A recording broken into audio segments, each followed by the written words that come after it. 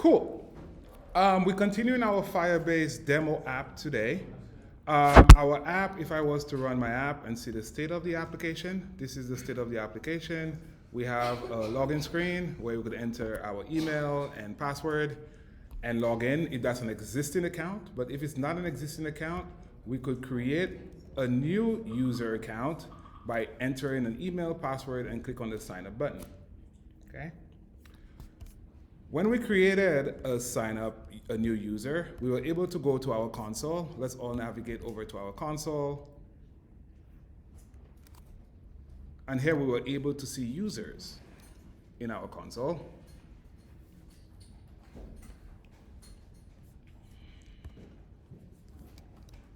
We're able to see users in our console. Here I have 4 users.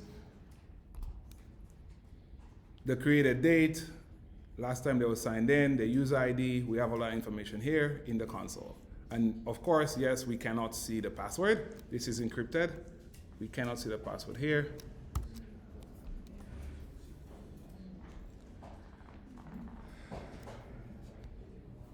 Okay, let's now navigate. Everybody's able to see their users, correct? The users that they use to sign in. Okay, let's navigate back to our application. Right now, our application state, when we log in, like when we have a successful login, for example, if I was to log in here, if I was to enter my login, enter some password, and do login. No user, interesting. Am I on the right one here? No user, create a user. Okay, thanks for signing up. I have an account now. Change that to login. If I was to log in here, welcome back, great. Okay, so that's the state our app is in. I could log in or I could create a new account. Great. But when the user logs in, our app, we want to take the app to the main view of that application. Whether it be a tab view or next view controller, whatever it is, we want to take that user. When I click on the login button, I don't want to just see welcome, whatever. I want to transition out to that app. Does that make sense? I log into Instagram or whatever it is. Now I want to go back. I want to log into the feed. I want to see what the feed is or whatever the main app experience is. So when I log in, I want to transition over. I want to navigate over to the main architecture of the app. Right now, we do not have that part of the app yet. We'll go ahead and create it. Let's go over to, do we have a storyboards folder? Yes, we do. In our storyboards folder here, we have a launch screen, we have a login view. Let us create a new storyboard. So create a new storyboard. Create a new storyboard.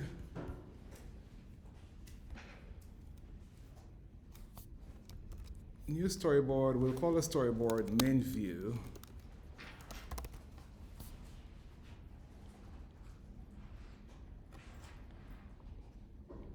We'll call the storyboard main view. We'll click on create.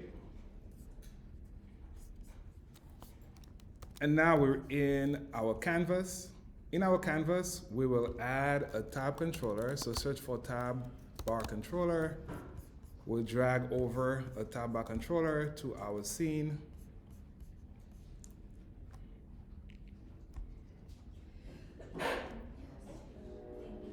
To give us some more context with the app we'll be building an app with 3 tabs. The first tab will have a feed of items that we selling or items other users are selling. Will be the first tab. The second tab, I'll be able to create an item to sell. And the third tab will be my profile view, okay? So we'll have 3 tabs in that particular tab bar controller. Yes? You added in 2 view controllers and then embedded them in? No, I just added a tab bar controller. When you drag a tab bar controller, you get 2 view controllers. Yeah, exactly. Now we'll add in a third view controller. So I'll search for view controller. I'll drag in a third view controller now. So now we have 3 view controllers.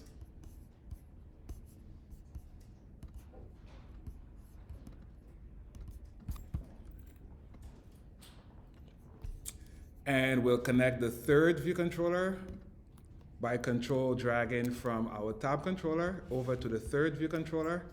And we select relationship segue view controllers. So here we have 3 view controllers. Great, great, great. Let's go ahead and give them item names. So I click on my first view controller toolbar, and I change the title. I'll change the title to item feed.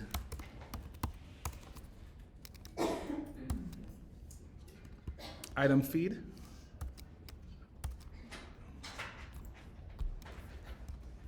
I'll change the second tab to say sell item. And I'll change the 3rd tab to simply say profile. Sell item. Like you're about to sell an item. Are we making a Poshmark? A what? Oh, that's what you use? No, Poshmark is like where you can sell things. Yes. We're making a place to sell items. An item sell place, whatever. Cool, so we have 3 tabs. First tab is the item feed. So there I could see my own item that I put for sale. I could see other users that put items for sale. Second tab, that's where I could create an item to sell. Third tab, that's where my profile is with my avatar and a chance to sign out at some point. And it shows me my basic profile information like email that I signed in with, a display name that I use, and so forth. So those are what we have. Great. So this is called the main view. Let's go to view controllers and add a new view controller here. So view controllers, new view controller, Touch class.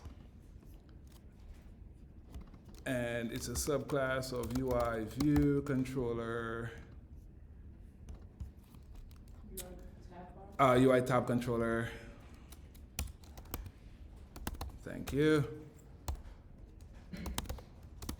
So it's a subclass of UI tab bar controller, and we'll just simply call this one main tab bar controller.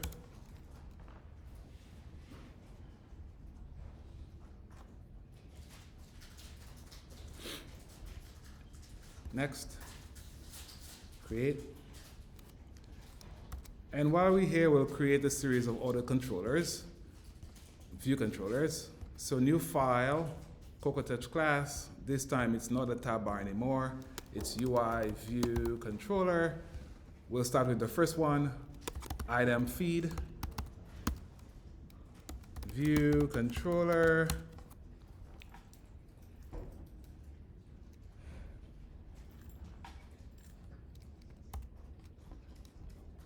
First view controller, item feed view controller. Next, create. Our second item, exactly. Second view controller will be sell item view controller.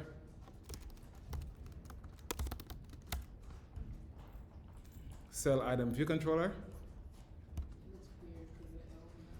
And the third one, we will call it profile view controller. So profile view controller. And we have a fourth one, create item. We made it? No, we're making it now. Oh, we haven't added it to the storyboard yet, no. So Touch class next, and we'll call this one create item. This is where I'm able to add a title and a price. So create item view controller. Create item view controller, next, create. Okay, cool. That gets us up and running here. Next, let's go over, no, that's good for now, that's good for now. Let's now create an extension, new file, Swift file. And here we'll say UI view controller plus navigation. We'll just keep it in the controllers bucket. You said it's a Swift file? Yeah, it's a Swift file. And we said UI view controller plus navigation. We'll create two of those. We'll create one called alerts too, because we'll have alerts in places. UI view controller plus navigation. And we'll change foundation here to UI kit. We'll say extension on UI view controller. We'll come back and write more code in here. And we'll create one more extension on view controller as well. But this one is going to be UI view controller plus alerts. So one more file. Do you want to put those two in controllers or should they be in extension? You could put them in extensions in controllers, or you could put them in extensions outside controllers.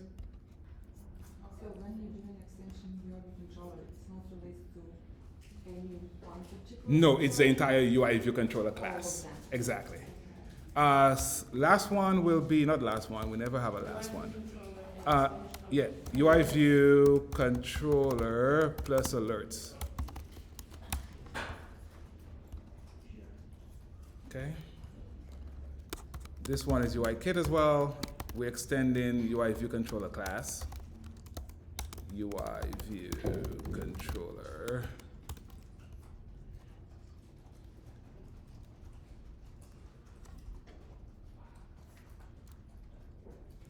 Okay, very good. So now let's go back to our UI view controller plus navigation, and let's write some code here. So in our app, we have two states in our app. One state, we have a login state, like the user sees a login view controller. And the next state, the user sees the entire app or the tabs, right? So if I'm logging into the app and I'm already logged in, it should show me the tab controller. If I'm not logged in, it should show me the login view controller. Very good.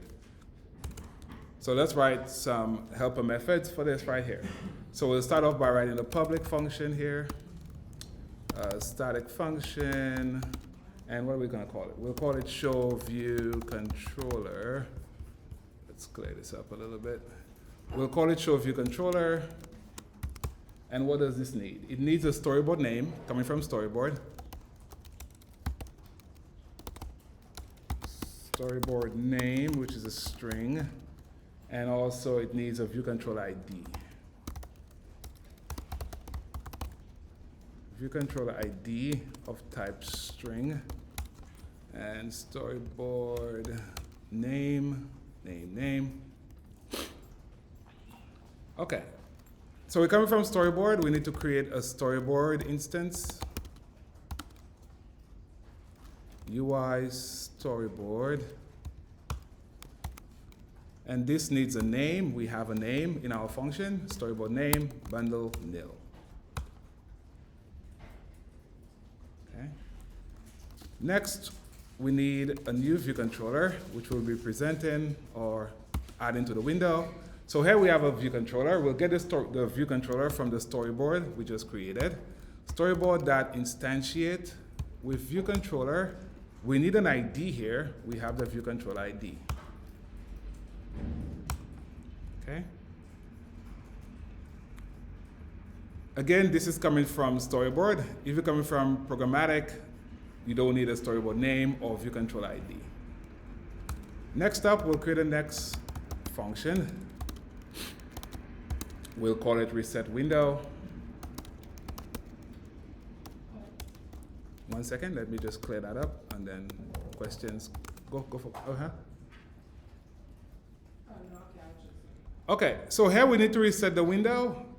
Same as we did in our scene delegate. Based on the state of the app, we want to reset the window because we do not want to have the app having a series of windows or view controllers on top of it. So if we change in the state from, say, login view controller to the main app, I want to reset the window, right?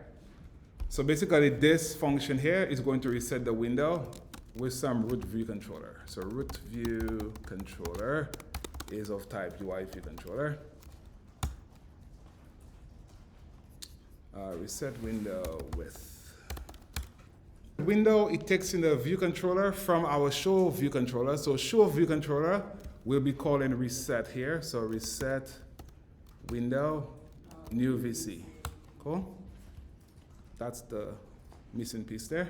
Now reset window, very similar to what we've been doing. Actually, we haven't seen that code. What am I saying? Similar to what we've been doing will be the last line. But before we get to the last line, we need to get to our scene delegate, right? We need to get to the scene delegate. So we'll use a guard statement for that.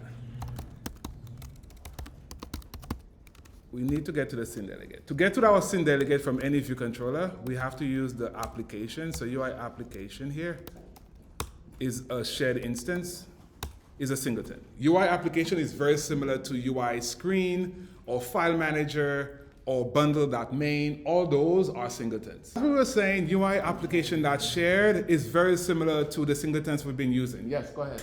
Oh, it's not projecting yet. Let's project here. Okay. At this point, right, UI application.shared is a singleton, yes? Okay, so on our shared singleton, we want to get access to all the connected scenes.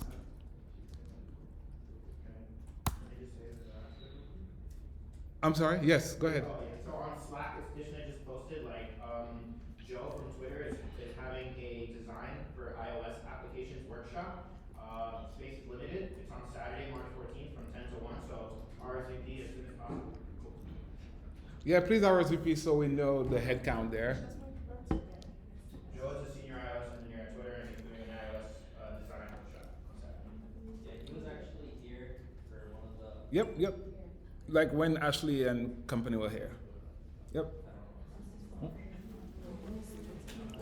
Yeah, please sign up so we have a head count there.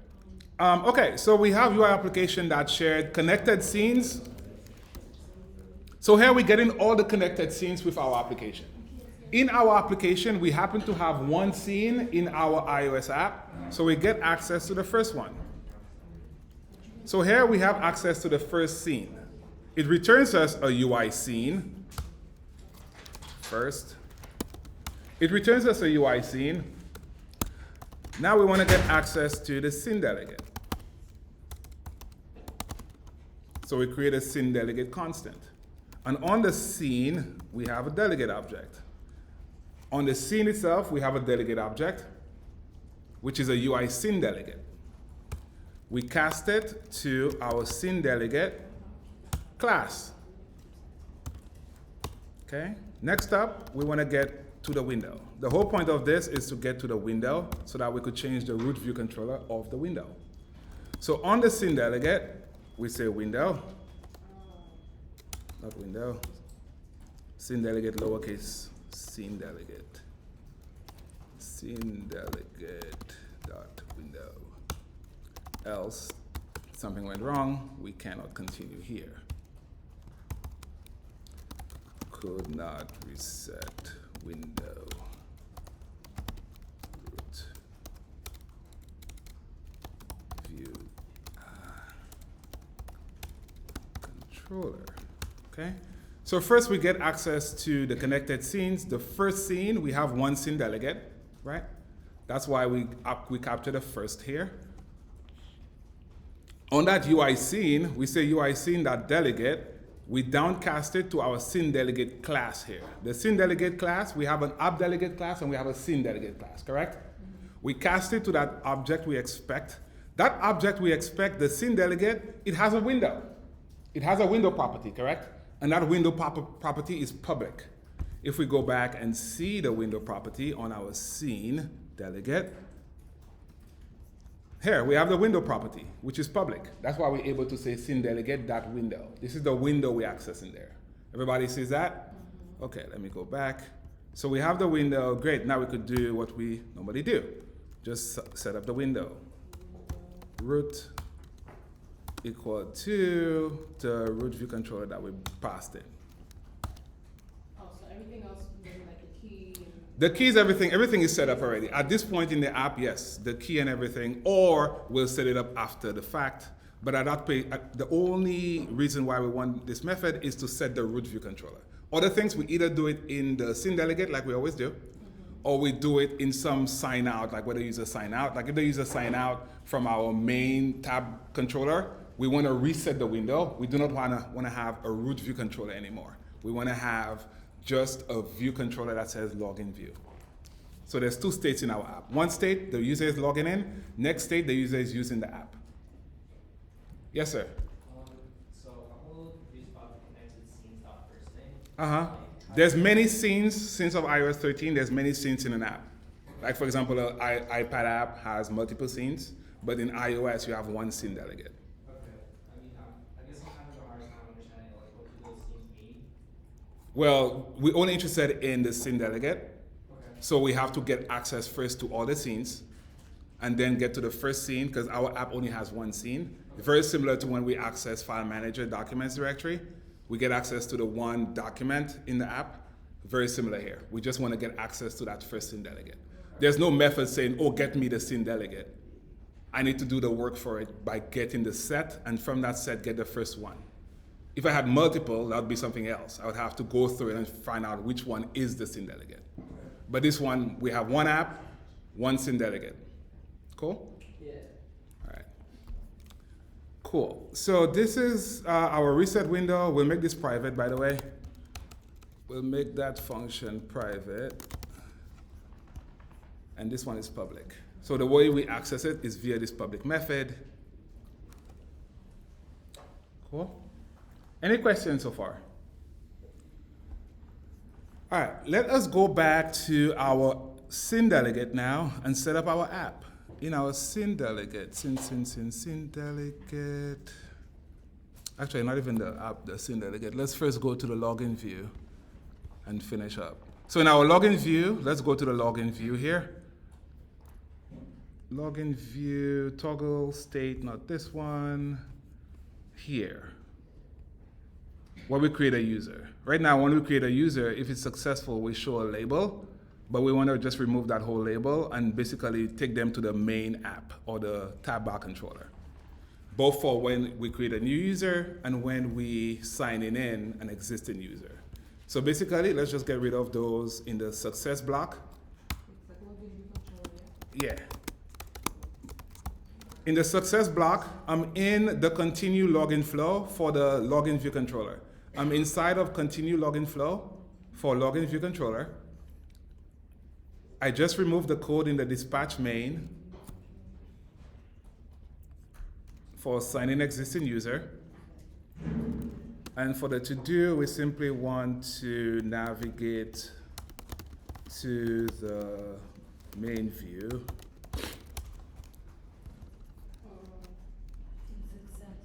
In the success, yes. Oh, so take out the, We had 2 lines of code in the success block in both scenarios. okay, so case success, we do the first dispatch queue and then another dispatch queue? We have 2 states in our app. An existing user. Oh, you took out the error label. Yes, just take out the error label. And we'll write a function to navigate over to. So both success cases. The success case for the existing user and the success case for the new user, right? Clear label, that's fine. Let's write a function right here. What are we gonna call this? Navigate. Do I have a continue login flow here? Yeah, okay. So just call this one navigate to main view.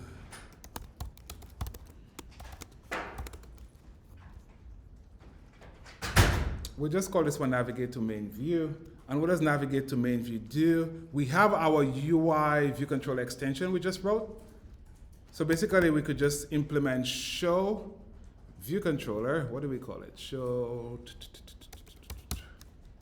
what do we call it? Show view controller. Show view controller. Why doesn't that come up here?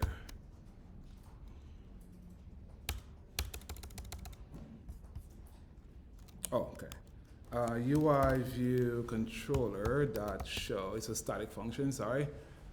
Show view controller. And we need the storyboard name. What's the storyboard name for the main view controller? Main view, right? So main view And what's view controller we want to go to, we need to give this an ID here. So go ahead. We didn't give this. No, we need to set it up. Okay.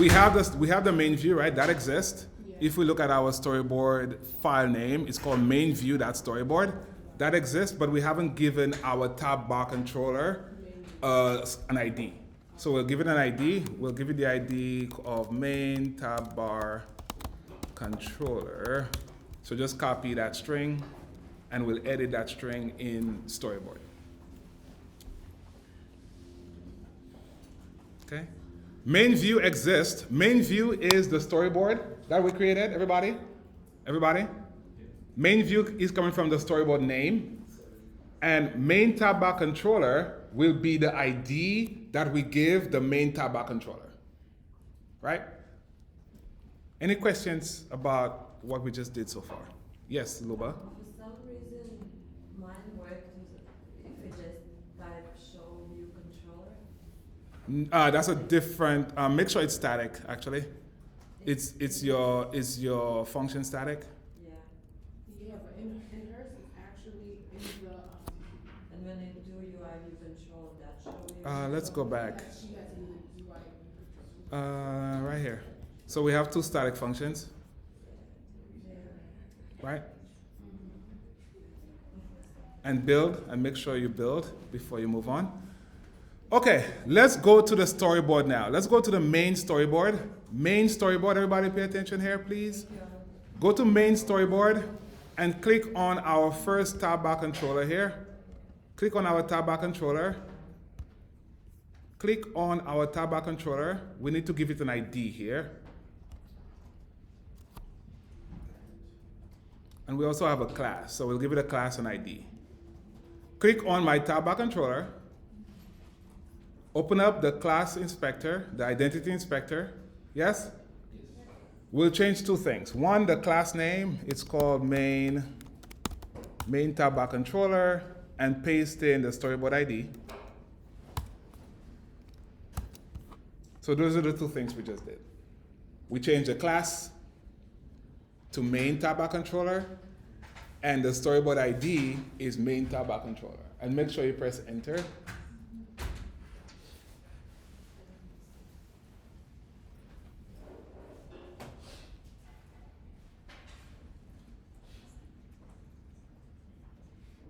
Yes?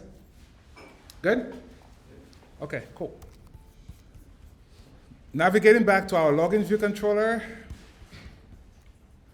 In our to-dos, let's take out our to-do here and call our navigate to main view in both places, in both our success blocks.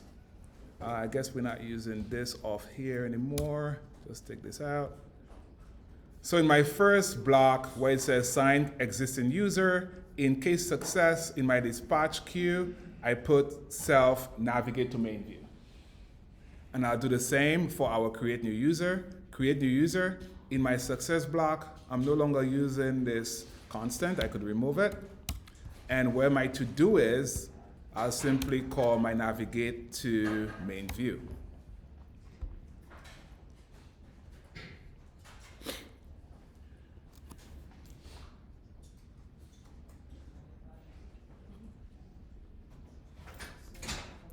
And make sure your main view is main view here. Make sure the spelling is correct as the storyboard name is. If your storyboard name is main view, uppercase M, uppercase V, make sure it's uppercase V, uppercase M, right? And make sure you have your storyboard ID. That ID is coming from Storyboard. That's for the view controller. That's for the tab bar controller. So at this point, we'll run the app. Oh, so we don't need the let of the No, we're not using that. We're just using that earlier to show if we were able to successfully log in, right? Now, if we're able to successfully log in, the app will just transition over to our main view, okay? Great. So at this point, let us log in. You could use a login or you could sign in, whichever way you want. Here, I will log in. I will log in here. I'll press on the login button. and my app now transitions to the tab bar controller. Was everybody able to transition to the tab bar controller? Right?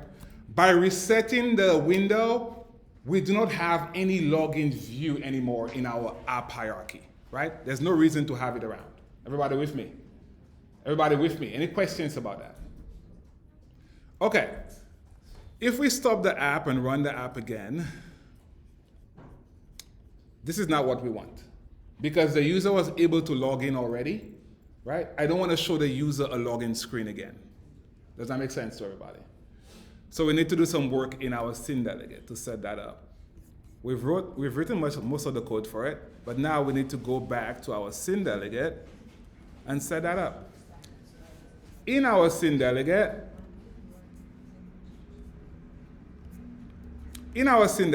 we have, we don't have. Do we need to have it here? I think we need to. Go ahead and import Firebase auth. Yes, we need to have it here. In our scene delegate, remember we did our configuration for Firebase. Where did we do it? In the app delegate. Yes? Now we need to use Firebase in our scene delegate to find out if there's a current user. If there is a current user on the app right now. There's a current user object that some of us saw already in our lab. That current user object is an optional. It's nil if there's no currently logged in user. If a user was logged in, that current user object has the user that's logged in. So we'll check to see if that user is logged in. Right here, let's navigate down to where we have this root view here. Actually, we could just remove this. Delete the root view controller because we have logic for that. So delete the root view controller. And now we need to write some Firebase logic. So first we need to say if let underscore equal to auth.auth.current user. This current user represents the user that's logged in. Right? Firebase caches that user in our app. Right? So when you relaunch the app, we'll be checking to see if there's a user that's cached. If there's a user that's cached in our app. Does a user exist? If this user is not optional, that means there's a user, right? So here, if this value is not optional, a user is currently logged in, right? If not, if this is nil, that means there's no logged in user. No logged. Okay? Those are the two states of our application.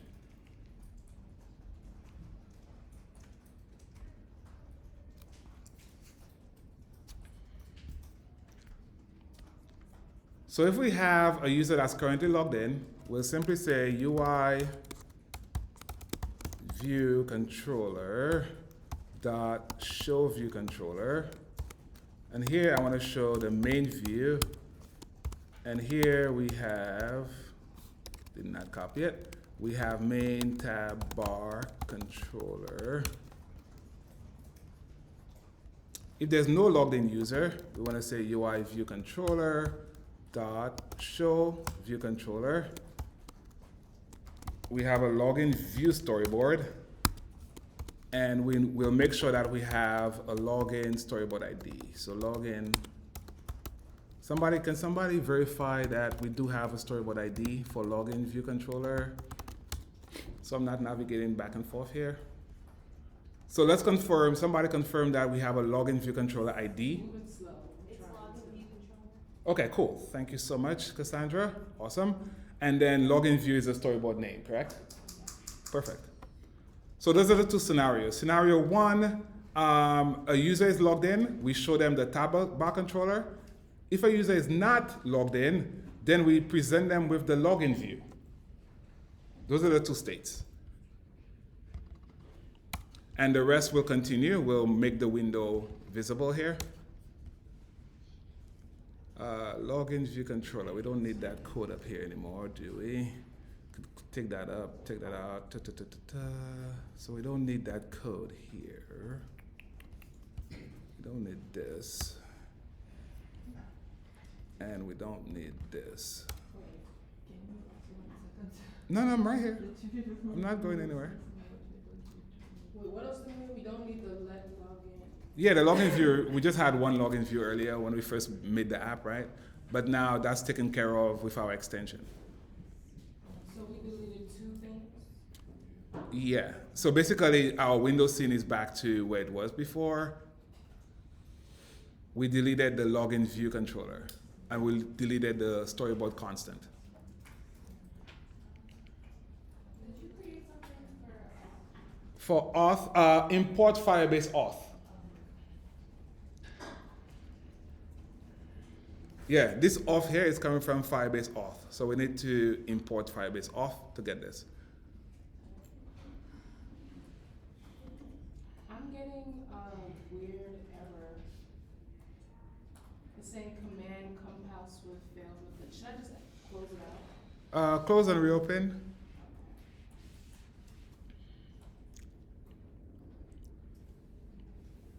Yulia, were you able to type it out? Okay, cool. Okay, anybody still type in? All right, let's test this out. Just run the app. Yeah, no, I'm getting an error. It says command compile. 1 second, we'll take a break and we'll see what's going on. Failed. So if everything went on correctly, when you relaunch the app, before we had the login screen. But if everything went correctly, you should now just see the main tab because there's a logged in user. Does that make sense? Cool? Very good. Any other questions so far? Yes, sir. So specifically auth.auth.current user, what is that? So that's a Firebase API. Yeah, So auth, go ahead.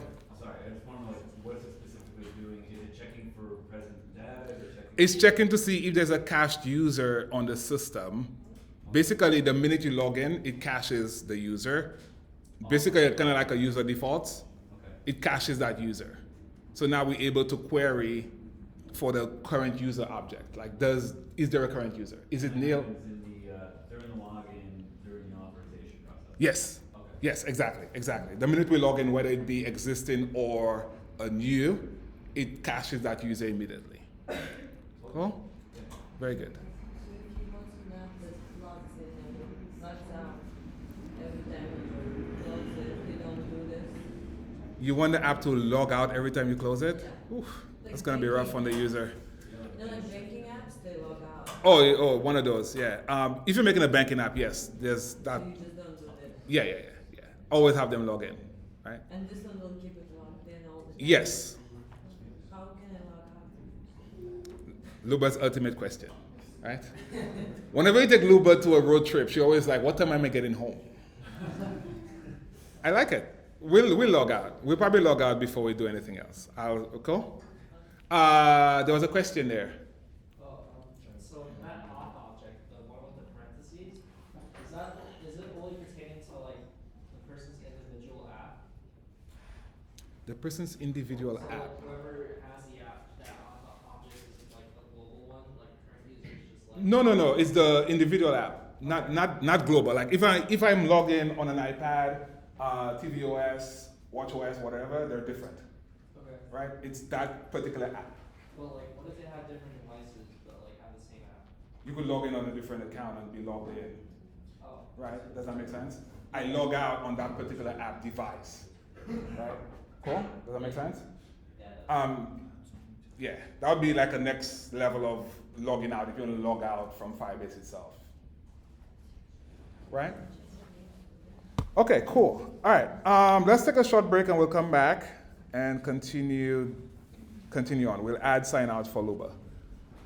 I'll practice watching. Okay, so we're starting again. We have 3 tabs.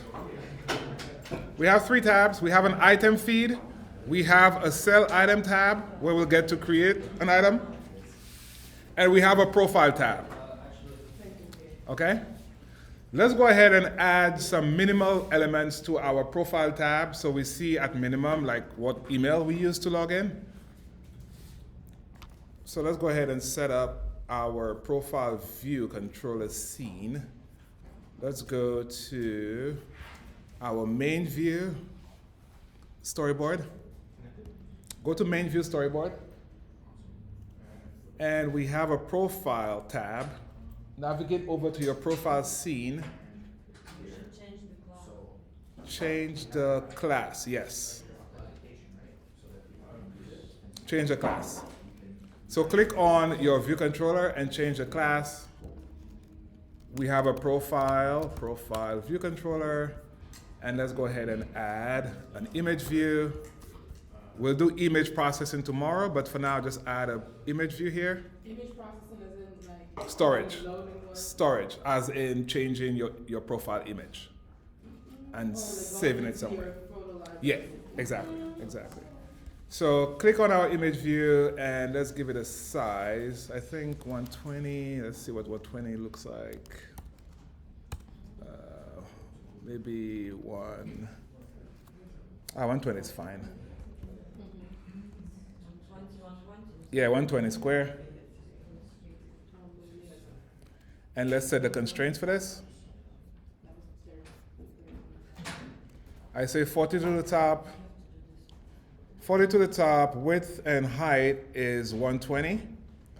And we'll center it horizontally. What is the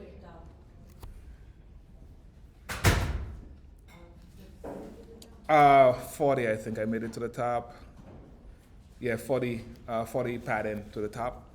And center X. And width and height is 120. And for my image view, let's go to the class for the image view. We'll make it, just type in, go to the class and type in designable image view.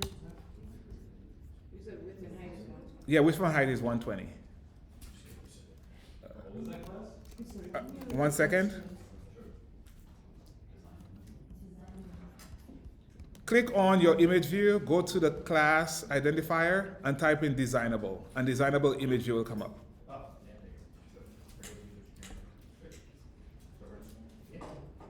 We could give it a background color for now. Again, tomorrow we'll do more storage stuff with imaging. Sorry, can you repeat constraints, please? Constraints is 40 to the top, 100 width and 100 height, and center vertically.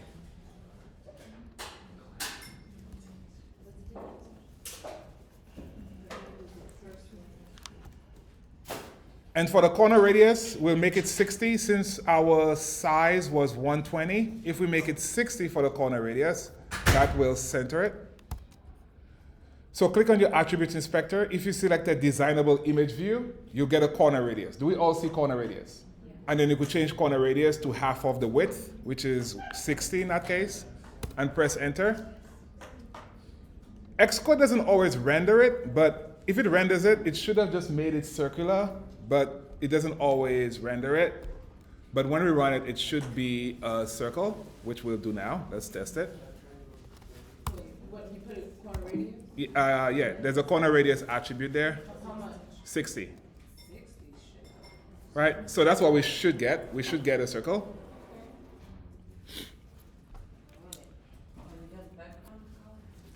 I just choose gray for now, just to make sure my circle is being filled out.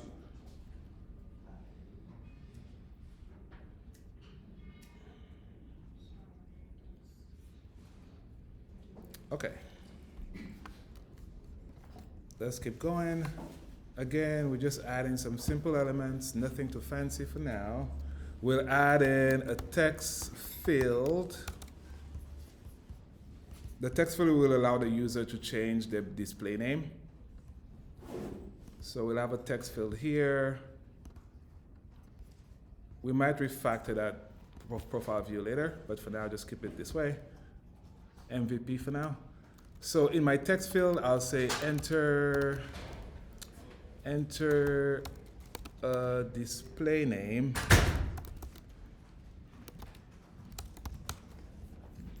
Enter a display name.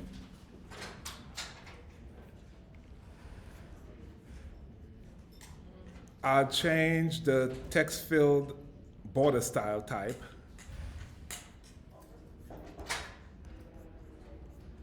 And I'll make it 44 height. My door, sir. Sorry. Wait, how do you So let's see nothing there. Enter what? Enter a display name. Is it? No, what did you change it to? How did it go? I changed the corner, the style. So click on the attributes, go down to border style, and just change it to the second one here. That's called line style. And now let's go ahead and set the constraints for it. Click on the text field, go down to constraints, and we'll say 20 to the top or the bottom of the image view, 20 to the lead-in, 20 to trailing, and our height is 44 points. So we have 4 constraints for the text field. I have a question. Yes, sir. Is there a way to do indentation on? Yes, you can.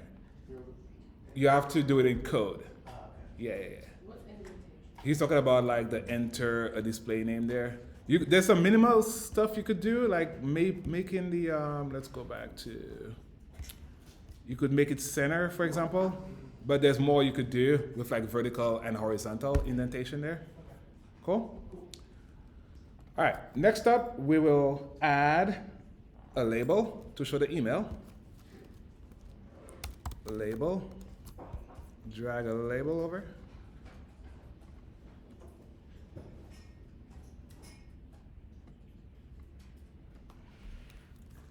Set our constraints for our label. We'll say 20 to the top, 20 lead-in, 20 trailing, and add 3 constraints. And lastly, we'll have a button, UI button. Just a simple button to say update profile, update profile. And we'll just make this button center horizontally and vertically. So 2 constraints for the button. Click on my button, go over to alignment, horizontal and vertical.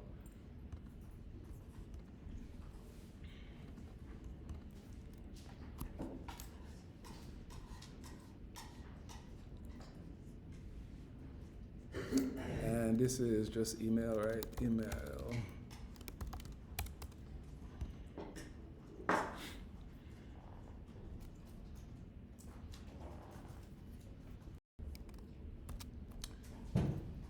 Cool. We all have our elements. We have an image view, text field, label, and button. Yes? Let's open up the assistant editor. Open up the assistant editor.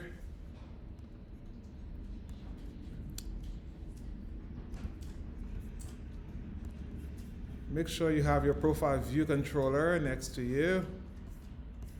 And we'll drag our elements over to our view controller.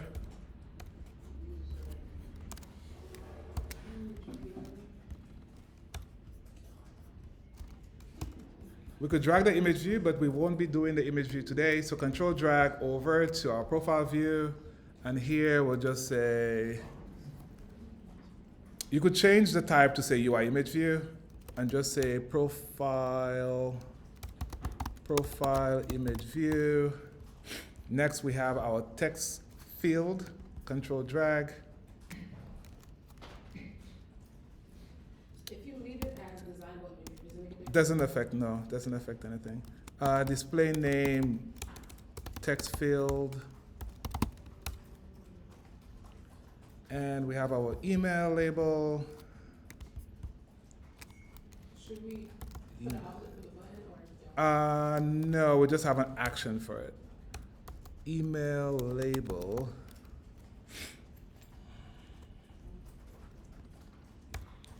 And for our button, we'll just add an action.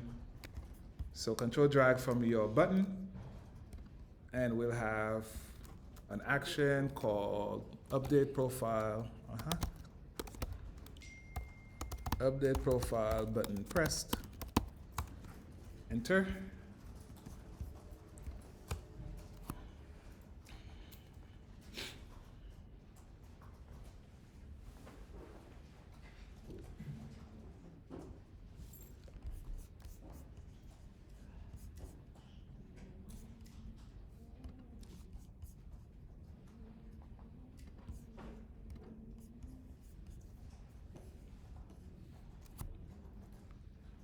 Yes. Getting a weird error when I control drag to my. Close Xcode and reopen it.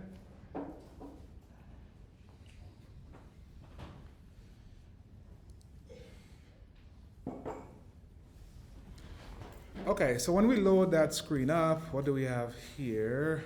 Let's import, in our profile view, import Firebase off.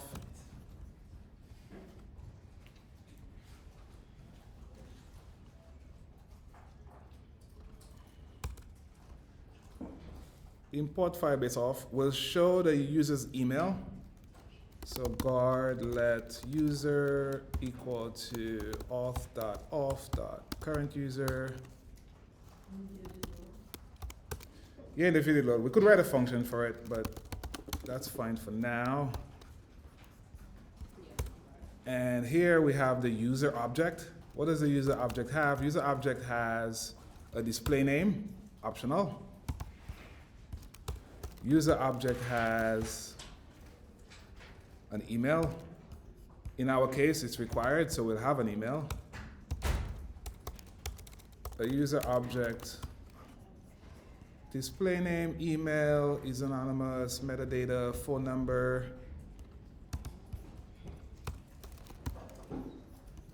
User object, photo URL. That's where Firebase storage will come in, with the photo URL here. Cool. So for now, we'll just show the email on our email label. So email label dot text equal to user dot email.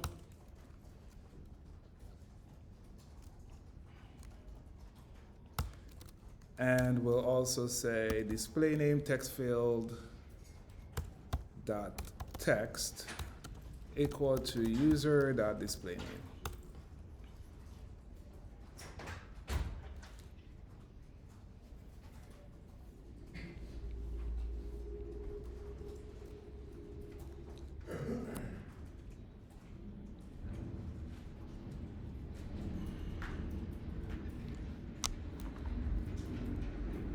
Let's run the app. At minimum, we should have an email. Go to my profile. I have my email that I signed in with. Do we all see the email that we signed in with? I do not have a display name yet. We'll go ahead and we'll edit that display name now. Do we all see our email, the email that we signed in with? Cool? Awesome. Now, in our update profile button pressed, let's get access. Let's change the user's display name.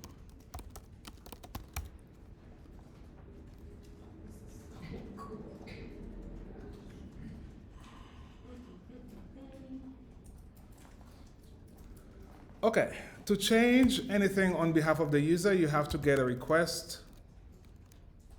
You have to make a request. So let's make a request here. To make the request, we make the request on the auth object like we always do with authentication stuff. Get to the current user object and say create profile, change request. Create profile, change request. Returns us a user profile change request. Okay, cool. So now we have a request. We could basically change, in our case, with the user, with the display name. Let's first check to see if it's empty. So guard let display name equal to, what's the text field called? Display text field, display text field dot text. Make sure it's not empty. Display name is not empty. And here we'll simply say print missing fields. After this, we should probably update our show alert, because now we want to show more alerts than just print statements. Cool. So we have a display name. If the user added something in the text field, anytime they press on that button here, update profile, we want to make sure the text field is not empty. If it is empty, we'll prompt them, hey, missing fields. If it's not, we go ahead and we add or we make a request. Here this is Firebase API. On the user, we want to make a profile change.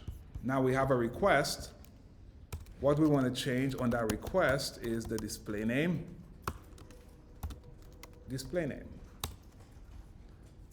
And after the request is done, you'll say request.commit, commit changes. There's an error.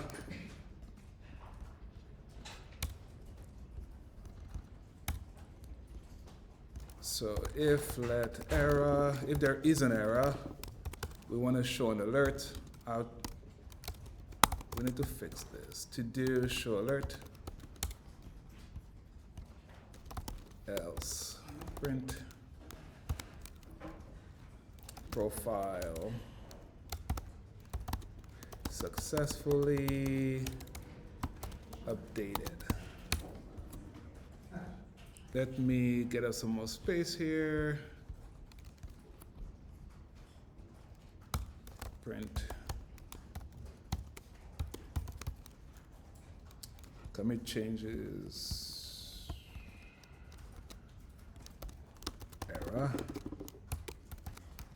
Error.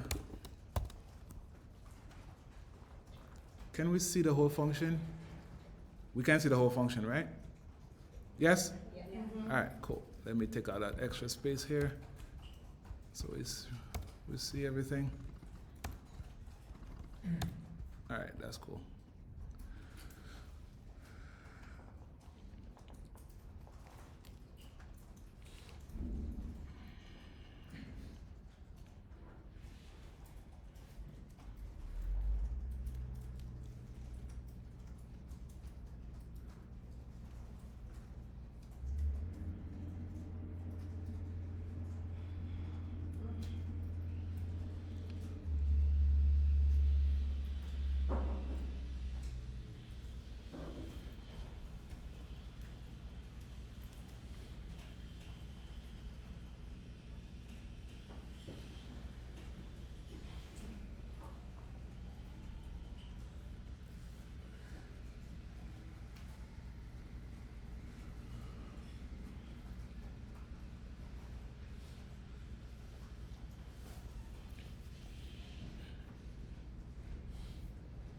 If you're done typing, you could go ahead and set the delegate on your text field such that when the keyboard comes up, we could dismiss the keyboard when the return button is pressed.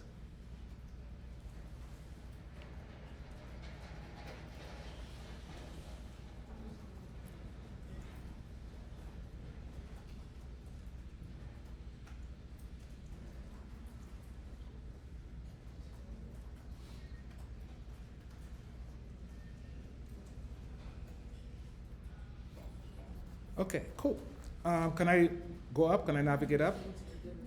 All right, so in our view did load here, we have our text field. We could set a delegate for it. Well, not here. I'll set it here. Display text field dot delegate equal to self.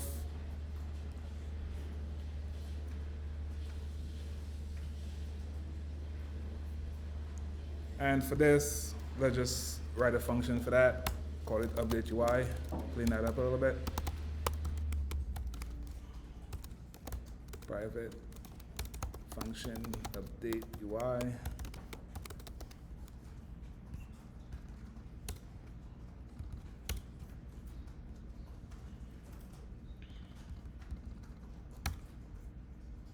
And let's go ahead and write an extension so that we could conform to the UI text field delegate. And the one method we implemented is text field should return. Oh, you put all that into a function instead of leaving it inside of Yeah. It's good just to test it out sometimes, but if we have time, we could refactor stuff, make it better. Okay, so we're going down to create our extension. Extension on our profile, view controller, UI text field delegate, and we're implementing should text field should return. And here we basically want to resign the keyboard, resign first responder, and return true.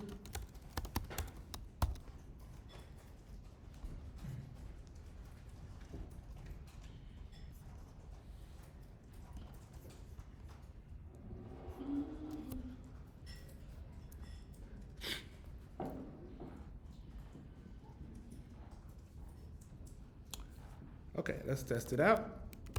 Run our app. Go to our profile. There's no name here.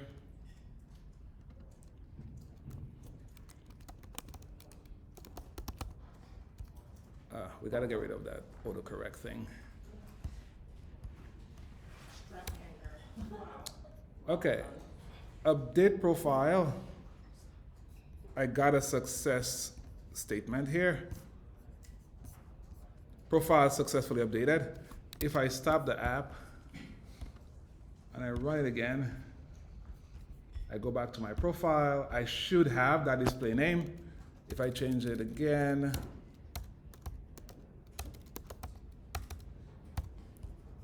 I click update, it updates, same thing. If I stop and I run it again, I should be able to see my username. Everybody? Were we able to test that?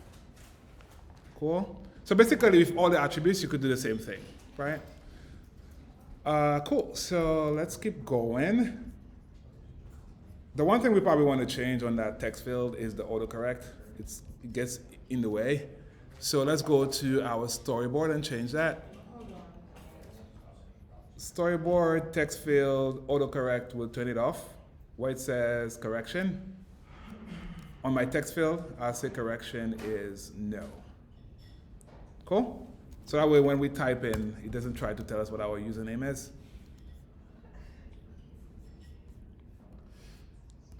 Right, so here,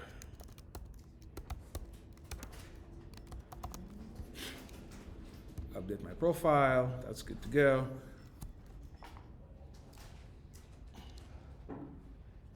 Let's take a second and update our alerts, because when I click on update profile here, I want to get some feedback from the app, right? The app doesn't tell me anything. If I don't have access to Xcode, I don't see profile successfully updated. So let's go to our alert section. Where we have UI view controller plus alerts, let's add in one alert for now. Yes? I'm getting an error, in the, it's saying analytics screen reporting is enabled. That's not an error per se, that's just Firebase Analytics, which we haven't enabled yet. So for now, just bypass that. That's not an error Oh, but that prevents your it's app from saying running. Unrecognized select or set to instance. That's a crash then. Yeah. That doesn't have to do with analytics. That's a crash you're getting from your app. I don't know why. Did you delete an outlet that you did not refactor? Oh, I renamed it.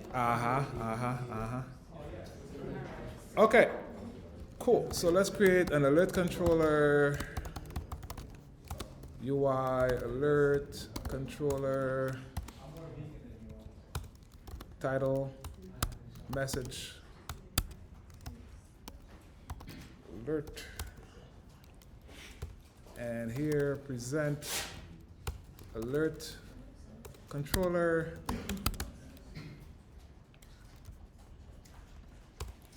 And we'll have one action for now on this one.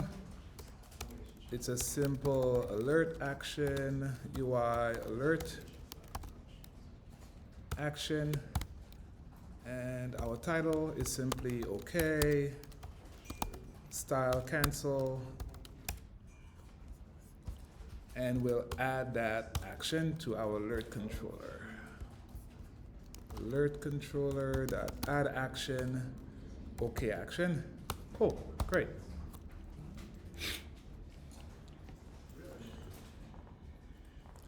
At this point in the program, feel free to create your own alerts that's more in tune with your app's UI.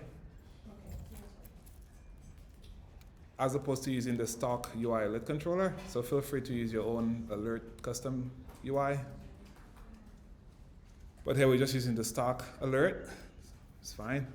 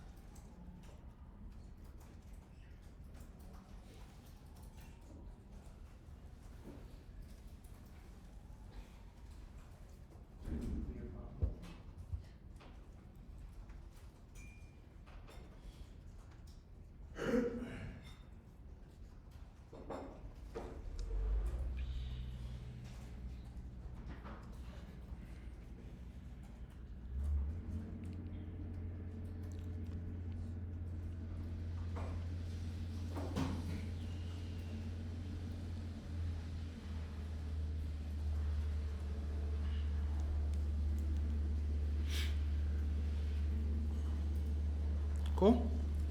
Okay, so let's go back to our profile view, and where we have those print statements, use our alert. Wait, for the style was default? For the OK action, Yeah. cancel. So where we have the print statement, basically let's use our alert action. And the default is cancel. The style is cancel.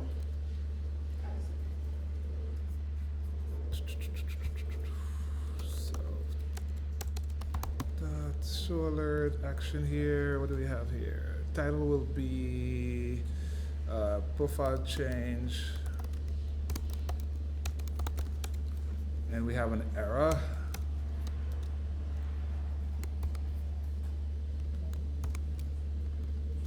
Sorry, can you please go 1 second.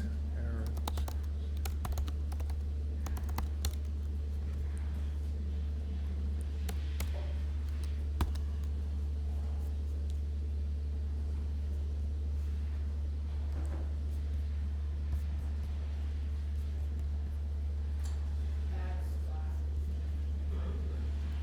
Okay?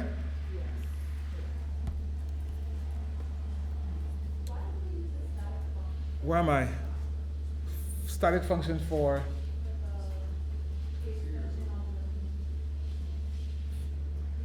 the what? I'm sorry. Which view controller? Which view controller?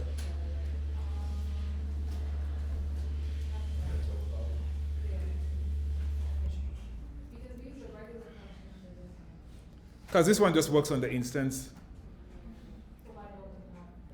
We could make it work on the instance, but we would have to create an instance every time we want to call it, which you don't want to do. You'd have to create an instance if you don't have to. That's just memory you're taking up. Does that make sense? Very good. So next step, it was successfully updated here. We'll show an alert. Self.show alert. Profile change. Or profile update. Yes, Tiffany? The alert controller still? What's happening?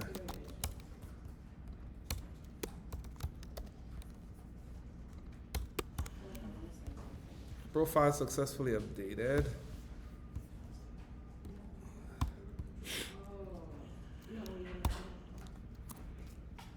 So now we have alerts showing up as opposed to print statements.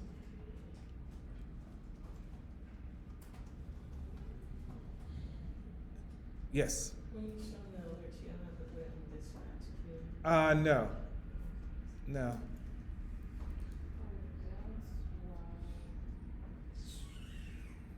Oh. Let's see. Where are we? Yeah, that shouldn't be. We're coming from there. Main. Yeah, let's see what happens there. It might be local. Let's see what happens. It might complain at us if we're not doing it. Yes, question? Question? I heard some. You called? Yeah, do you still have to do the memory? Yeah, we'll do it. We'll use unowned for it. But 1 second, let's just test this, and then we'll set that up. So change this. Update. Profile updated. That's better than some print statement. I click OK. It's gone. Over here, where are we? Right here, to break any retain cycles, we could say unowned self. Because the request is part of the view controller, unowned, spelled correctly. Right, that alert that we're showing will be on screen while the view controller is on screen. Okay? Cool. Alex, Yes, sir. where did you, I want to hold some questions. No. Answer questions. No, it was, whenever you close the app, I have to sign in again. Oh, no, you don't have to. So make sure in your success blocks, there's 2 success blocks, right, for the login view. Yeah. Remove the print statements or whatever we had there and call your navigate to main view. You have a navigate to main view function that we wrote? Yeah, it's in the success blocks, right? Yeah, so make sure you're calling them in both success blocks. I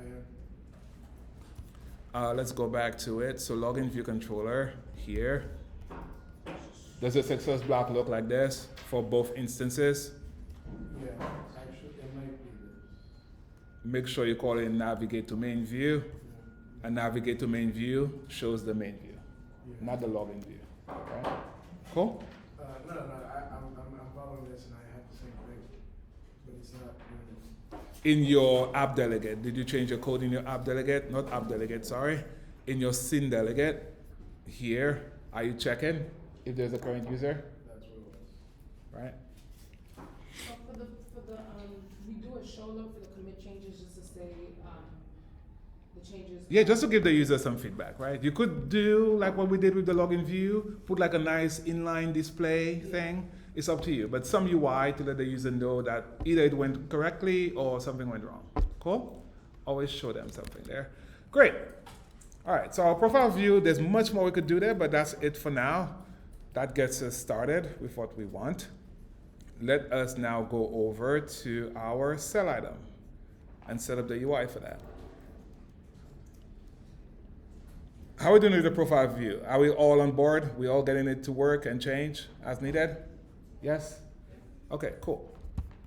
So back in our cell item, let's go to our cell item view controller. In our cell item view controller, there's no code yet. We'll add a collection view here with different categories of things to sell.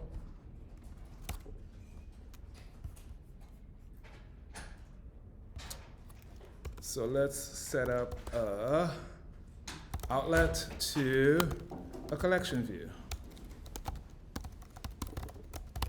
And the cell item. In the cell item view controller.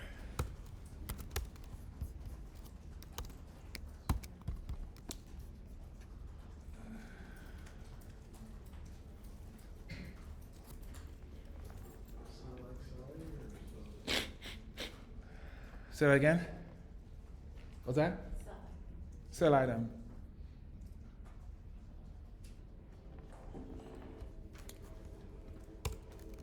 We'll set up our data source for the collection view, self.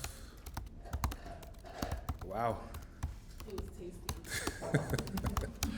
I will set up our delegate as well. Okay, cool. So what do we have here? We have an extension on our cell item view controller, UI, collection view, data source, number of items. We'll just return 10 for now. And we'll also have cell for item. And we'll say let cell. Say that again? Like, you can't just put the comma and do delegate right next to it. Yeah, you can. But I like to separate them up. Easier to capture where you want to go. Cell will have collection view .dq, reusable cell. Our cell will be called category cell, index path, and here we just return cell.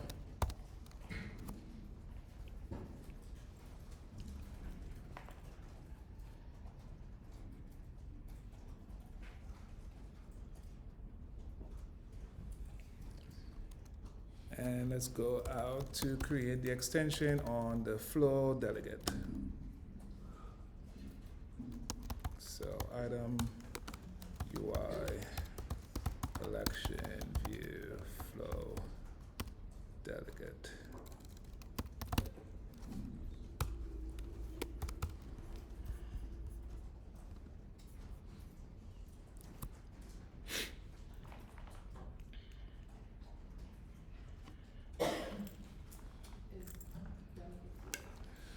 What are we making for this? A zip?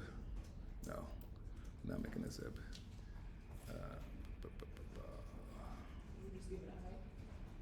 Yeah.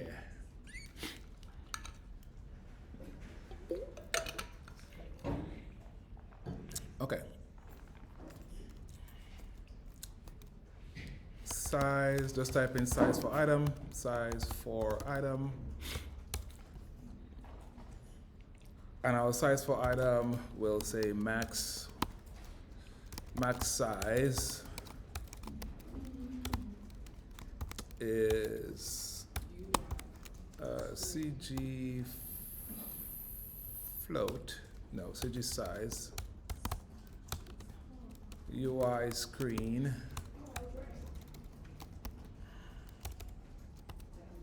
that main, that bounce. We'll say spacing between items is some CG float. We'll say 11. It wouldn't be called it's not interspacing. We could say interspacing, we could say spacing between, bounds that size.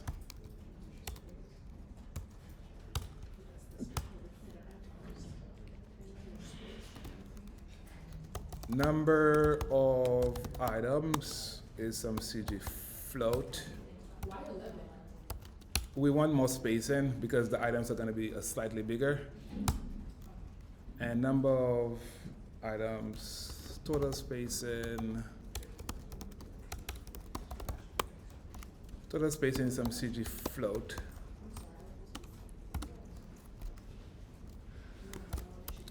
We'll say 2 times number, two, spacing between items, plus number of items minus 1 times total spacing, not total spacing, spacing between. And then item width. Item width is a CG float. Item width is CG float, maximum size dot width minus total spacing divided by number of items. And lastly, we have item height. Item height is a CG float. And here, what are we gonna say? Max size times height times some percentage.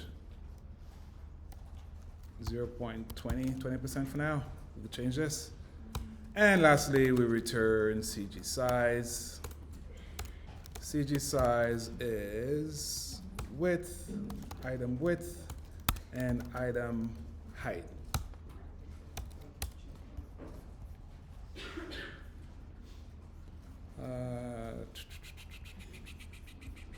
Yes, sir.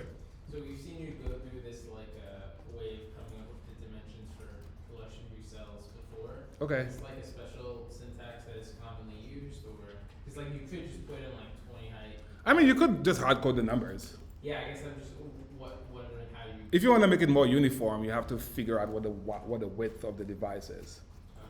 and then distribute it accordingly. Okay. right? But as I had slacked out, there's a more updated UI now, like an API. That's different from our flow layout. There's the compositional flow layout, which makes this a bit easier to set up. But also there's like other parts of it that might look a little bit more intimidating, but we'll come to that later in the program. But for now, this is like the collection view layout we've been using since UIKit. Cool. 2.0 means it's gonna be 20% Of the height. But yes, if you don't care about proportional heights, you could just say return 100 by 100. Okay, not that I would, but like, I'm just curious, like, how you came to. Other than that, you have to come up with some math here to say, I want it to be proportioned with the height, whatever the total spacing is. In our case, the total spacing is all the spacing between items, right? Plus the spacing on the side of each item, which is where the 2 times spacing comes into play, where we have to return the edge, the UI edge items for the section, for the collection view, which is the last part of this. Here we have to return section insets, because right now the section insets, we want to return what the section insets are. So return UI edge insets here, and now we could put spacing between our collection view. So the top will say 10, left will say 10, bottom will say 10, and right will say 10.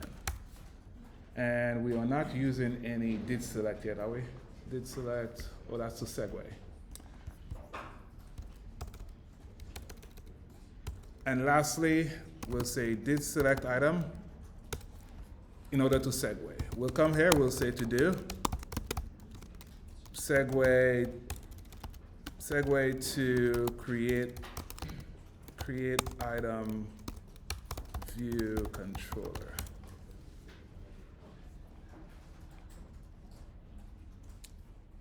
Segue to create item view controller. Okay. We won't do a nib for this collection view. We'll just basically create it in the storyboard itself. It has an image view and it has a label. It has an image view and it has a label. So let's go create that. Are we still typing here or we could continue? We are still typing, yes? So you said that where was the name from there? We haven't segued yet. We haven't done anything yet. Where to create the item. So you said that we're doing it in the storyboard. In your storyboard, add a collection view, the cell for the collection view, add an image view, and a label to it. In the main. Yeah. So it's not going to be a custom class. Yeah, it will be. We'll have a custom class called like category cell. Well, Yeah. So we should just copy that name and put it for our identifier because we gave it one. Yeah. The same name, category cell, yes.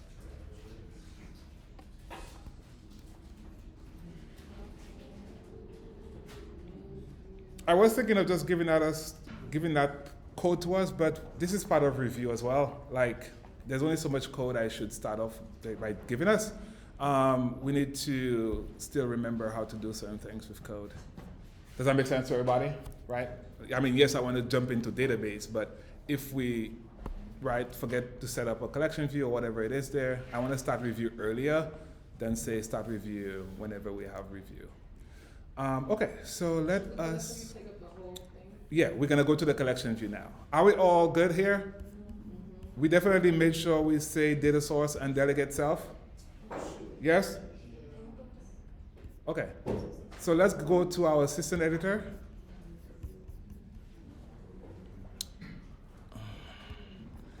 Let's go to our assistant editor here.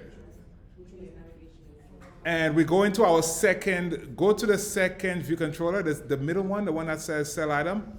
Give it a class name. Make sure you click on it and give it a class name here in the identity inspector. It's called cell item. Cell item. Do we need an ID for that? No, I don't think so. So cell item.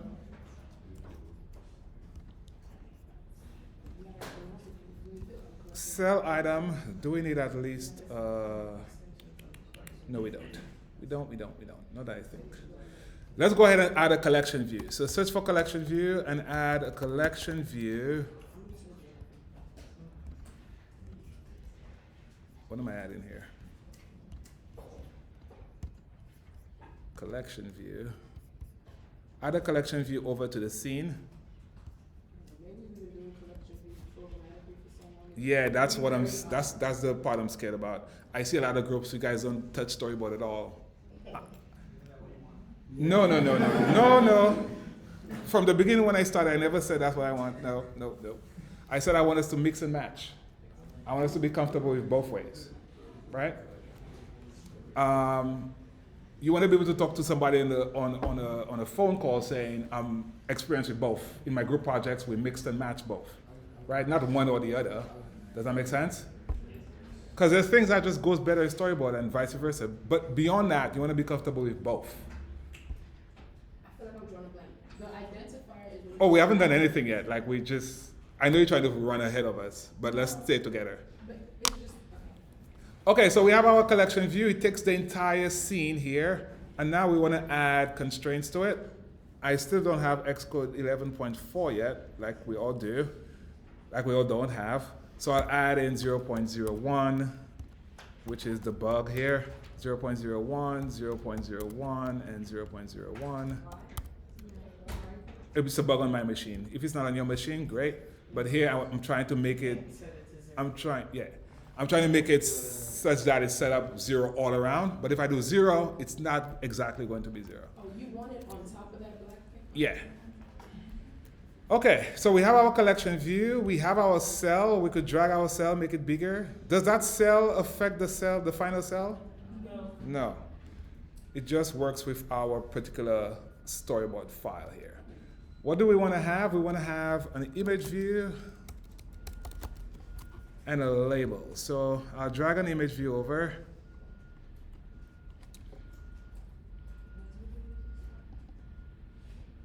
Just open it up a little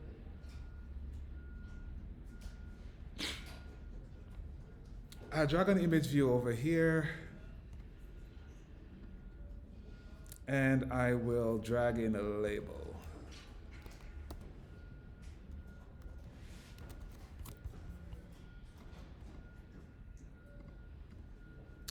Actually, I'll put the label down here. I'll drag the label. That will be, oh, we're not even on the price yet. That's just like the category of thing we're selling. Oh, these are gonna be for categories to get to go into. Yeah. So we have our image view. Let's set up our image view. Constraints. I click on my image view. I say 0, 0, 0.01, 0.01, 0.01, and I'll make the height proportional with the height of my cell. Control drag from the image view, over to the cell and say equal heights. And we'll change the height of it to be 60%. What does that look like? Okay, that's fine for now. 60%, so our image view is constrained 0, top, bottom, 0 top, leading and trailing, and the height is 60% of the height of the cell. And lastly, we'll do the label. So the label, I click on my label, I go down to add constraints for my label, and I'll say 8 all around. 8 all around, not 8 all around. 8 leading, 8 trailing, 8 bottom. Sorry, not 8 all around, right? 8 leading, 8 trailing, 8 bottom. 3 constraints. 3 constraints for my label. And I'll set my number of lines to say 2. Number of lines for the label is 2 lines. Number of lines for the label is 2 lines.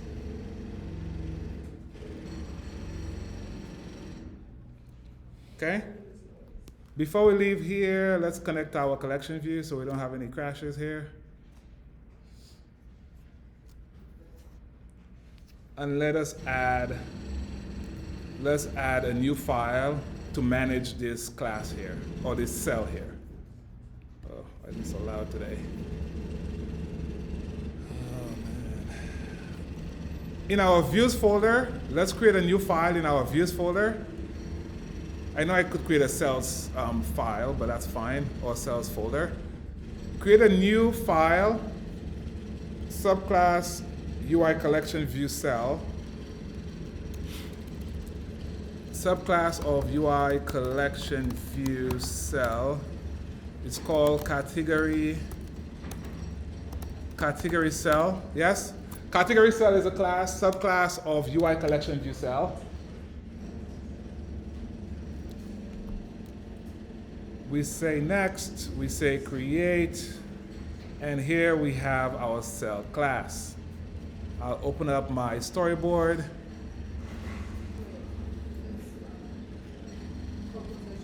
Cocodash class, subclass of UI collection view cell. Cocodash class.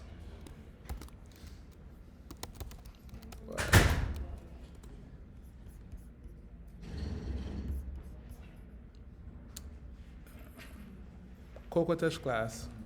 Sorry. Cell. Change the class for that cell. Click on the cell. Click on our cell, change the reuse identifier to category cell. Click on our cell, change the identifier to category cell. Change the class to category cell. Those are two things we did.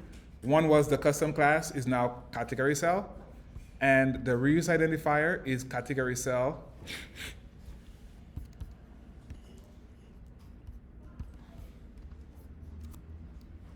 Option click on my cell here. You okay?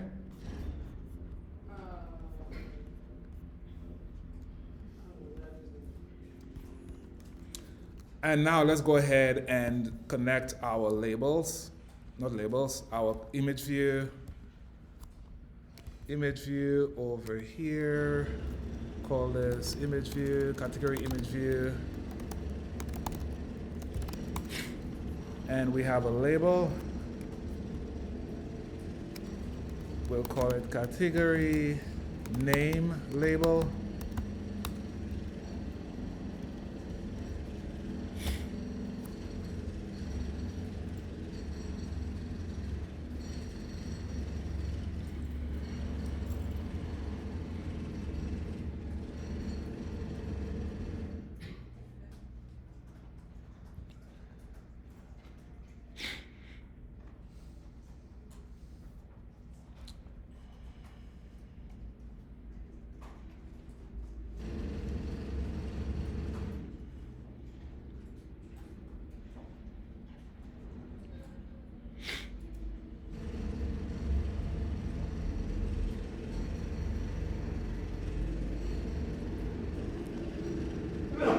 Bless you.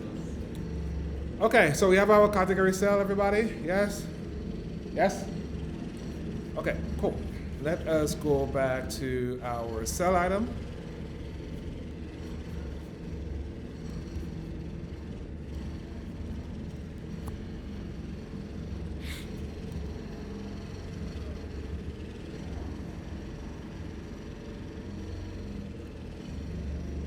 Oh, I should have just done,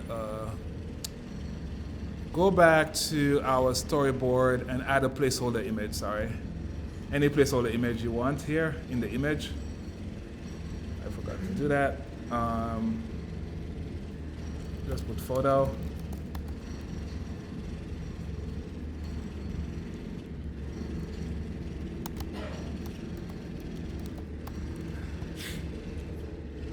We just put a placeholder image and run our app, and let's see what we have so far. Click on cell item. Anybody knows what's going on here?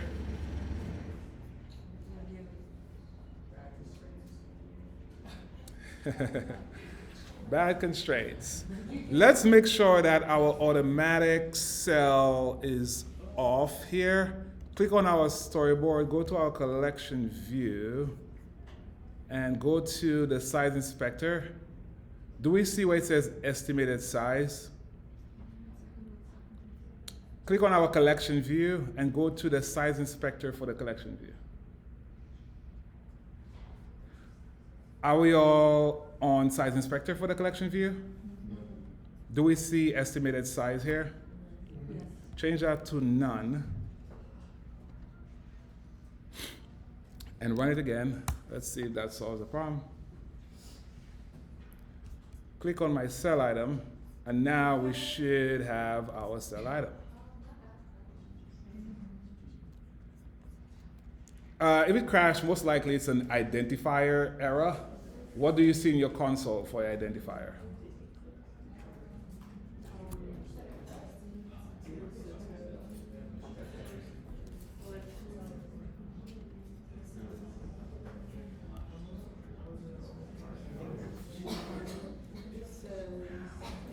It is an identifier.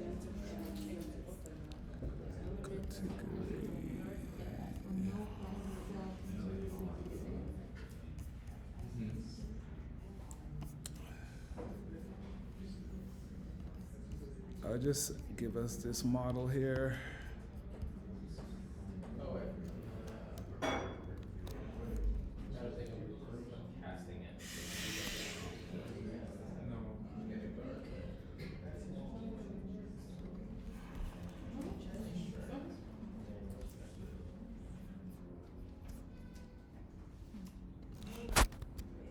Okay, slack out a model for us. What is this? So we're not typing that out. Model. That's why I put it there rather than press enter. You didn't press enter.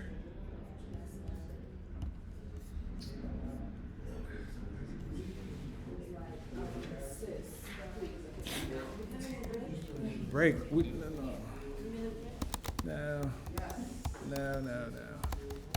Okay, select out a model. We'll call it category.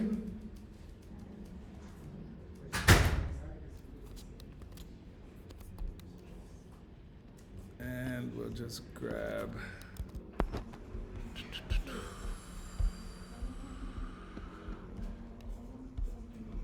We'll just grab this extension in UI color. And one more here.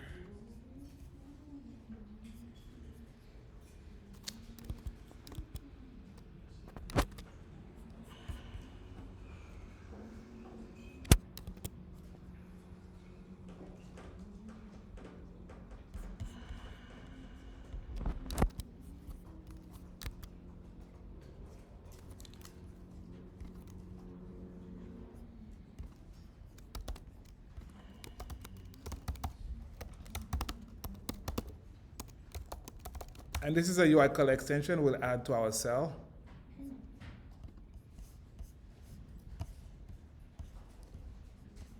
Swift. Okay, cool.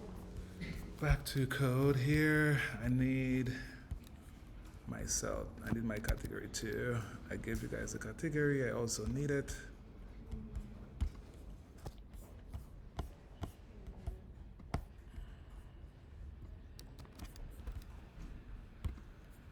So we're creating a new, let's just create a new folder for models.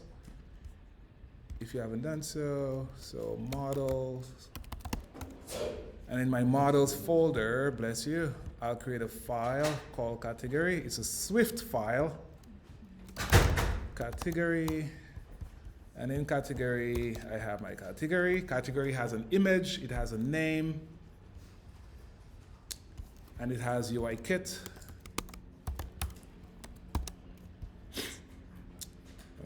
Get categories, we could take this out. Just return says categories here. Great. That's good to go. So we're not typing all that out ourselves. And next, let's go over to our cell.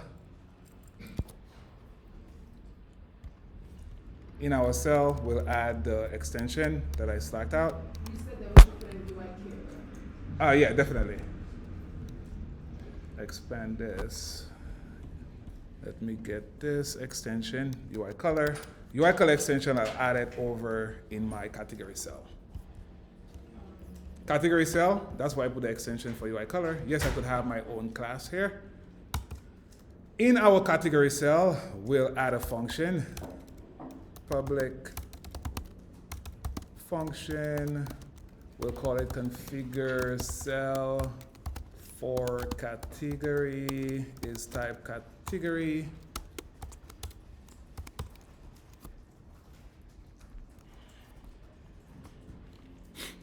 And what do we have? We have category label dot text equal to category dot name.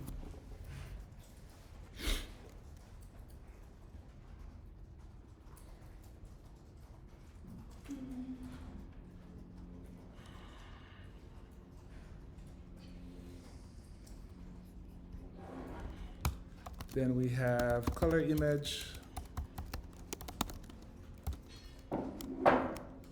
Color image, what are we gonna get color image? Color image is category dot image dot with tint color. That's where we're gonna change the tint color.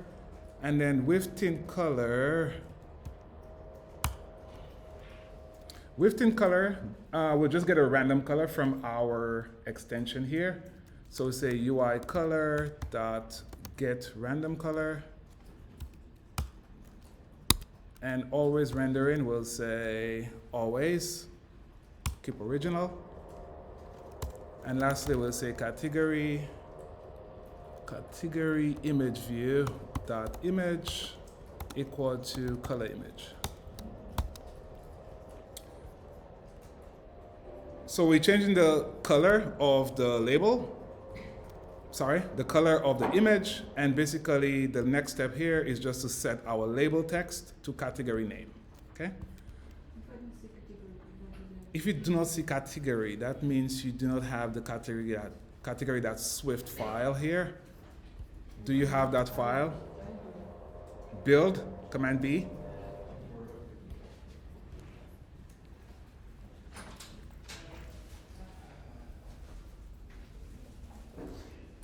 Where are you? You're not in the class here. Remove that collapse. So I have this build. You call it category more, isn't it, of the Swift block here? You have category build, Command B. Go to where you want to use it, in the cell. Category comes up here, so you're fine. What does the next one? You haven't created it. For category, typing category, this is category, right? Category. Dot. Close Xcode real quick. Actually, you have an X error. What is this? Actually, that's not an error. Close Xcode and reopen.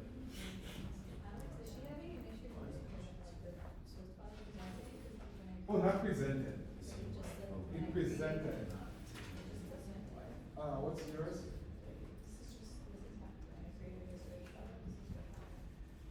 Delete that file and create a close Xcode.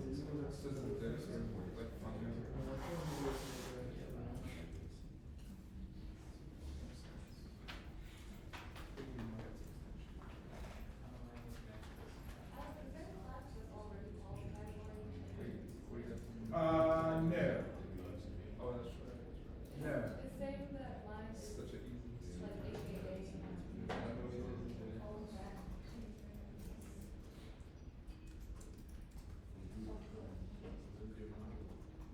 You guys in?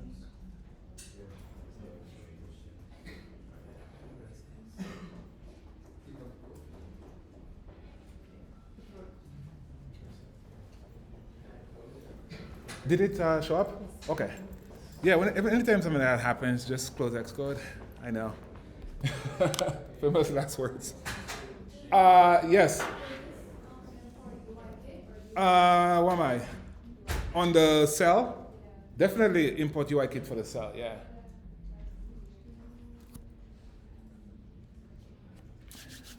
Okay, so we have our cell, we have our model category.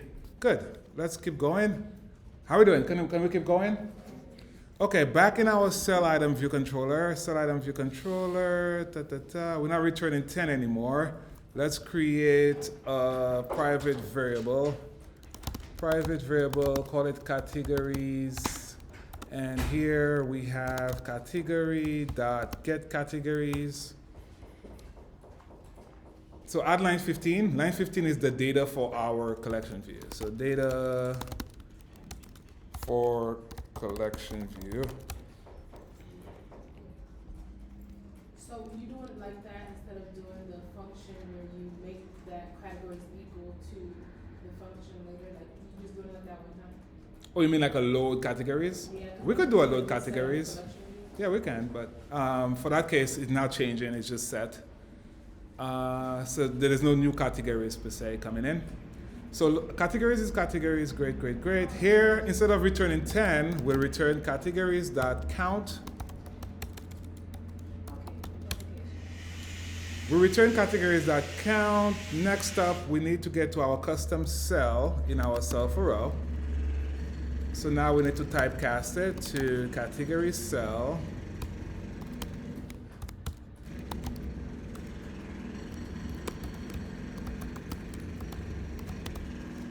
Could now downcast to category cell. Here we have our category cell. Great, great, great. Keep building as we go. Make sure we have no errors here. Let's get a category from our categories. And now we use our cell configure cell with category.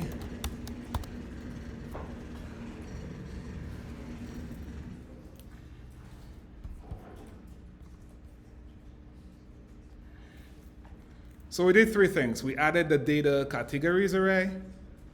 We removed return a hard-coded 10 to return categories that count. And lastly, we typecast to our category cell, and we configured our cell with category. And then we have this. Yes, that view looks good there. Go back to the variable. This guy? So yeah, it's a class method, get categories, just returns as categories. And at this point, let's run our app and see what we have. If I click on my cell item, I should see my categories here. We have 12 categories. We have electronics, cars, and so forth. Oh, that maybe we can make that center. It's okay, it's fine. Okay, so next step, when I click on a category, I want to transition to my create item. Very good. Did everybody, was everybody able to get the category showing up? I got my cell's optional, so Your cell shouldn't be optional here, sir. We're using guard here. At this point, when you come down here, cell is no longer optional. Should we do a guard let, or should we just do navigation control that push create? Oh, you mean to present stuff? No, for the div We need to get, do you have a view controller called create already? We need to create one. Did we? Create item view controller, right? Yeah, but we don't have a scene yet. No, we don't have a scene, but we have a view controller. So Yeah, that's a- we need to add the that's a scene. viewer. Yeah, let's do that now. So wait, so not a view, so this one will be programmatically as opposed to, Yeah, we'll do it programmatically. okay, so yeah, I need to. How we doing, guys? How we doing? We good? Okay. We're looking good on time. Today, if we could get at least an item showing up in our Firebase console, that's good, right? Okay, let's keep going. Navigate over to your main view storyboard. Navigate over to your main view storyboard. And we'll put it right here, beside here. No, I didn't say programmatic. We'll do the segue programmatically. You could. I missed something. Give me 1 second to go back to the cell item. What part? I have a look at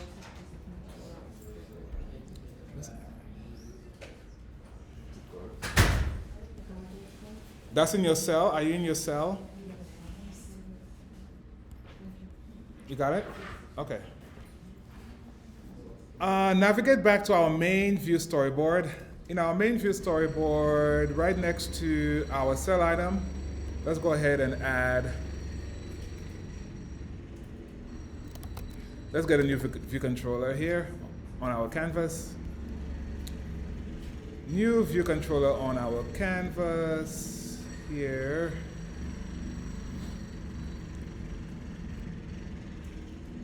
We'll embed it in a nav controller.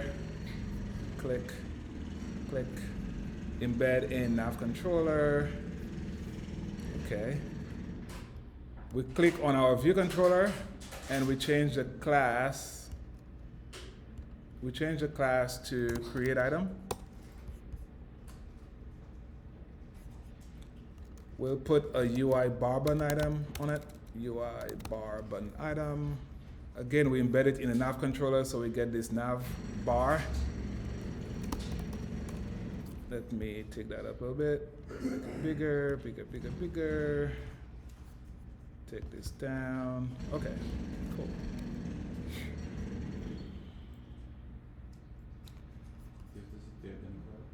Say that again? The identifier, yes. Let's do the identifier. Definitely, we need that one. So copy the class name and paste it for the identifier for the storyboard ID. Thank you, Cameron. So we have our class name being create item, and we have our storyboard ID being create item view controller. And at minimum, let's add 2 text fields.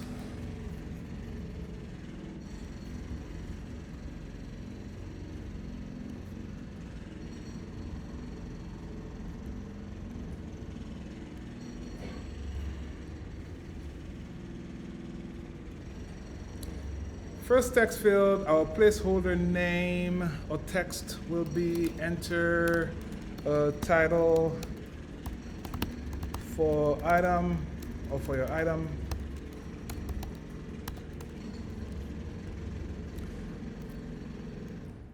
We'll option drag, enter a price for your item. What's the what? The first one was enter a title for your item.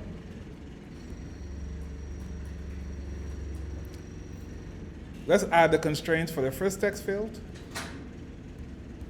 We'll say 20 top, 20 lead-in, and 20 trailing. For the second text field, we'll say 20 top, 20 lead-in, 20 trailing. For the second text field, for the price text field, let's change the keyboard type. So the keyboard type will be decimal pad. So decimal pad for the price, okay? The first one was enter a title. Enter a title, yeah. And then we should probably change the correction to say no as well for the first one. And maybe capitalization sentences. Okay. You said number pad? Yeah, not number pad, decimal pad. Yeah.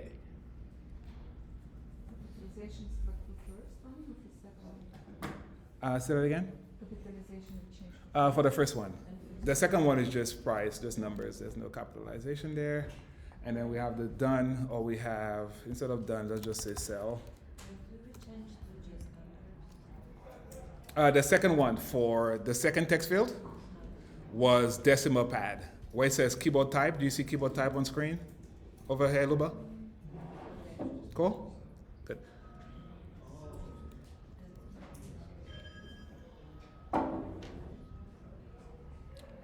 Okay, cool. Let us now open up our assistant editor and connect those up. Assistant editor.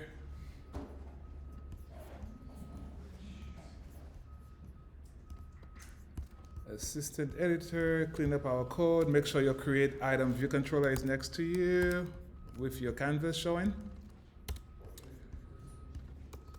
And let's connect our text field. So first text field, item name, text field is good. Yeah, exactly. Awesome. And then we have item price.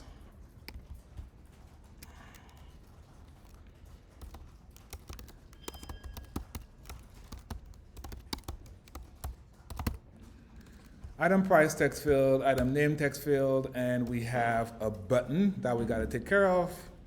When the user clicks on that cell button, that's when we talk to Firebase and say, hey, Firebase, we have a new item to add to our database. Cell button rest. Oh, we call it. I call it cell. You could keep it as done, it's fine. Or you could refactor, rename. We're not selling yet, right?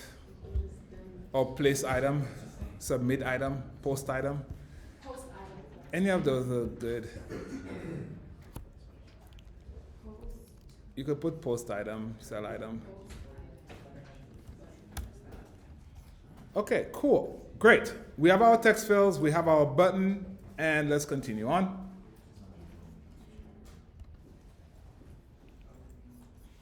Let's now navigate over to our cell item view controller. We have a to-do here. Navigate to your did select item where we have the to-do item. To do, we say segue to create item view controller. And just like that, we are not done. We still have to go back to the create item. We are never done. Go back to your create item. We're missing things here. This guy has an item. Do we have an item model? We don't. Okay. Let's create an item model. Create an item model. Swift file. Item. Create. It's a struct. It's called item. And at minimum for now, we have an item name, which is of type string. And we have an item price, or just price, which is double. We will have an item ID, which is of type string. We will have a listed date, which is date. We will have a seller name. What's that? I'm making things up? I said she's just making them up as you go. We have a seller name, which is a string. What else we need? We could add more things later. Yeah, it went from this item and price to We'll add photos tomorrow. ID, price, listed date, seller name. Okay, that's fine for now. This is good. Going over to our seller item, not seller item, but create item. Create item needs an item. Does it need an item? It needs an item, No, he doesn't need an item. He doesn't need anything actually. Oh, because all we're doing is just. The only thing he needs is a category. He needs a category. So private var category is of type category. And that takes us into our initializer. We need an initializer here, which is coder, NS coder. We have a category of type category. And now we need to say self.category equal to category. And here self init super init with coder build and required init. We need that and build. Cool. So here we saying our category is private. What's that, Tanya? Where did we set up the corner? We in the create item view controller. Right now, Yeah, we're doing it right now, yeah. Because when we do our did select, we'll be passing a category over, which will change the name of our navigation item. So navigation item will show the category name. Navigation item dot title equal to category dot name. And we need one more property for our item. We'll have a category name or something. Category name. One more item for our, one more property for our item. Category name, or just category. What's that? Keep putting cater. Cater? You want to cater food? Empanadas from Mama Empanadas? Mama Empanadas. We like empanadas. Yes. Aaron also makes empanadas. Y'all have them, the spinach ones. Yes. Bang. And I wasn't Let's here. do that again. Do that And I'll again. never let y'all forget. Do that again. All right, cool. We have one more item, right? One more property for our item here. We'll just say let category equal to string. Category is fine. Oh, category name.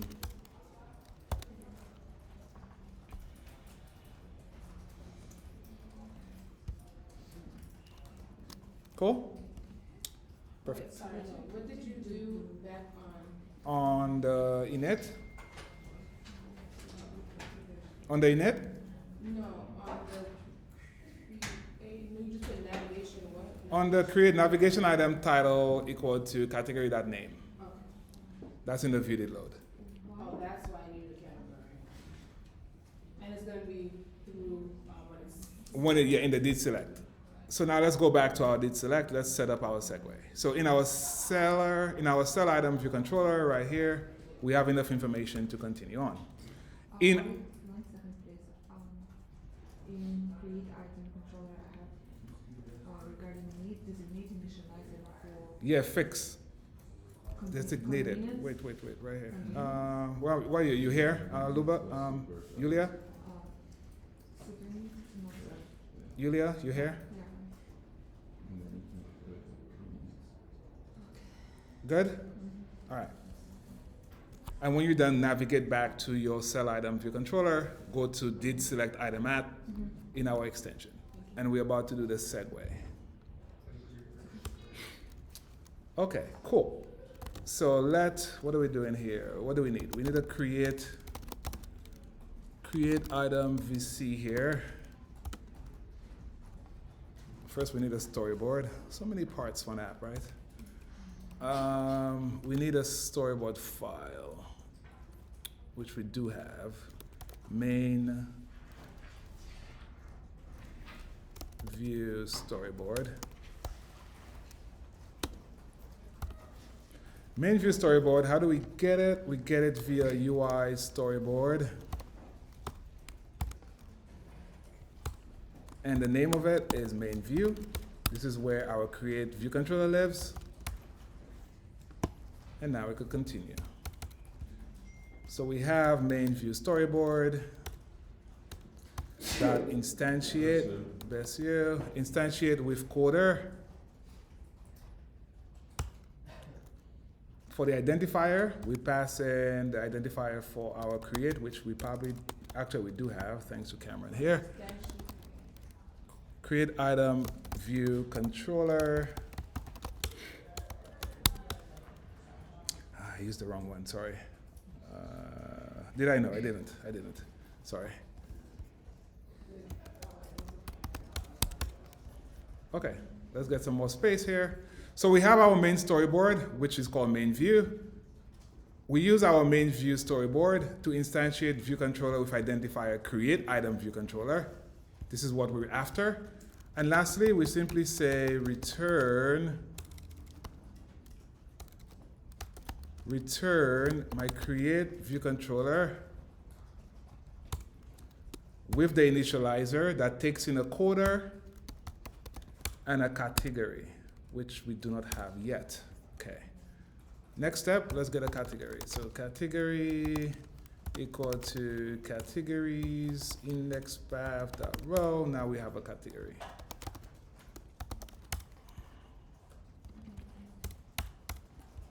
And lastly, here, we're going to present it.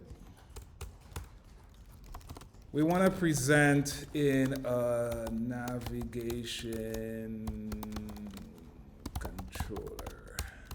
If we say present here,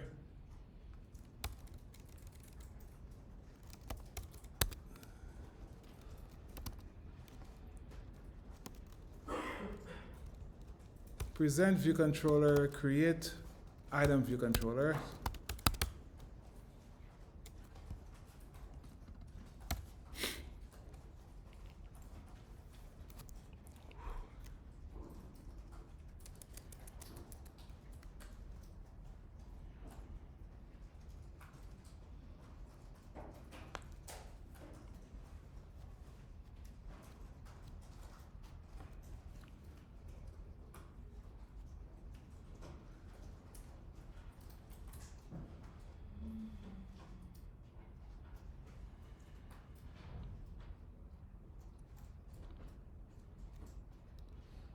if we build,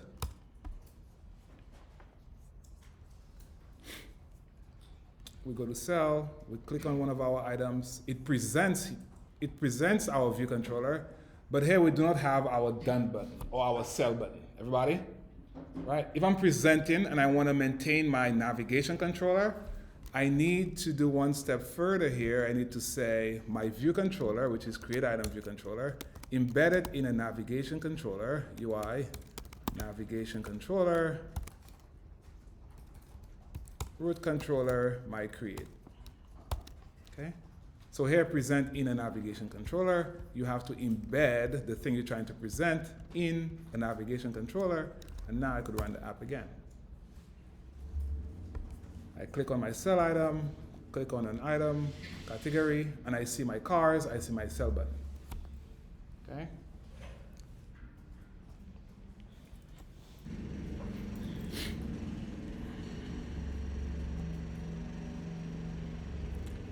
Real estate, good, good, good.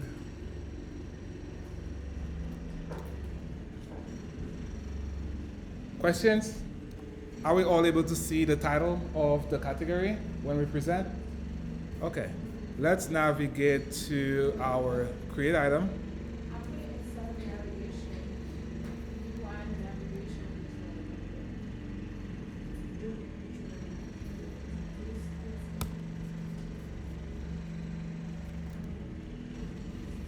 Navigate to our create item view controller. Where we have our cell button pressed, when we press on our cell button, we also want to dismiss the view. I mean the cell button pressed, Yulia? Of my create item view controller.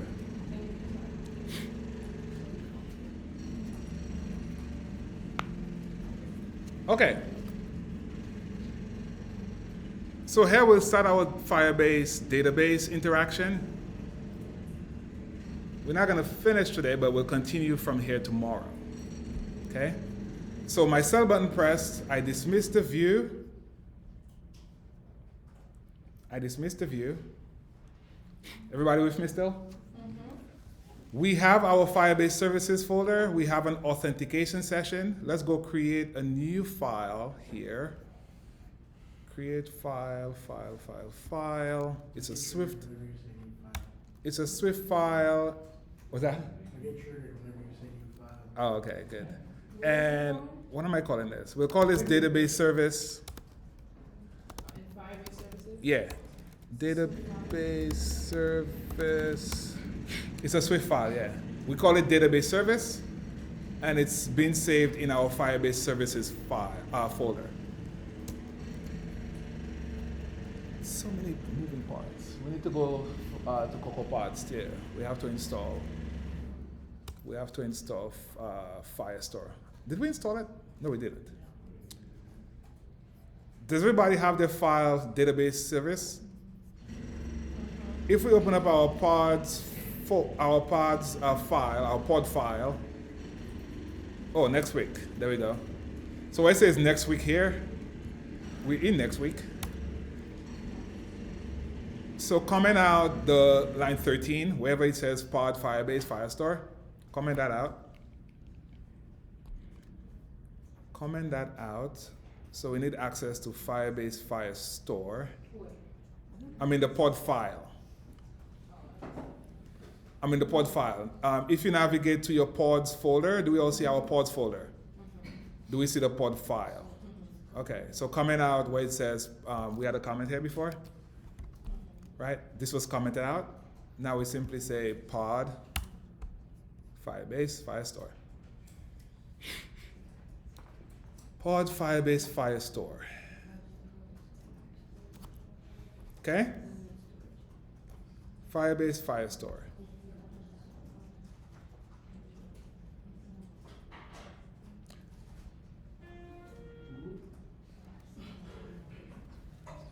Okay, 1 second. You don't need to navigate here at all for this. I need one more pod here. Firebase, Firestore, Firebase Firestore getting started.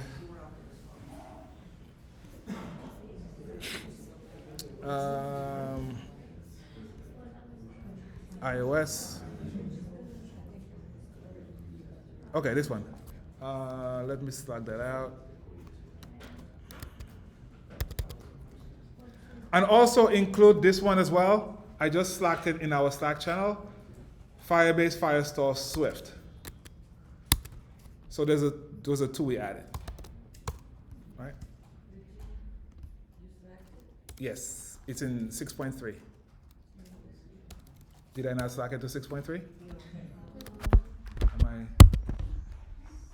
Oh. Wait.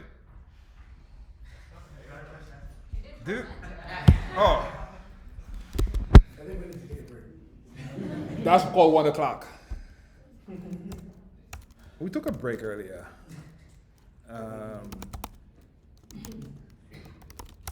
So we have Firebase Firestore, we have Firebase Firestore Swift, correct, everybody?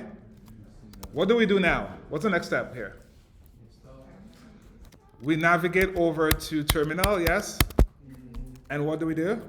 Find the program, find the thing and install. Ah, there you go. Find and install. So did we discuss what to start with the board again? I'm sorry? What to start, what we do? Add it to your pod file as well. Add it to your pod file. So your pod file should look like this, Yulia? Yeah. Those two Now, pods. but install? Yeah. So now we navigate to our project, Firebase demo, and we run pod install.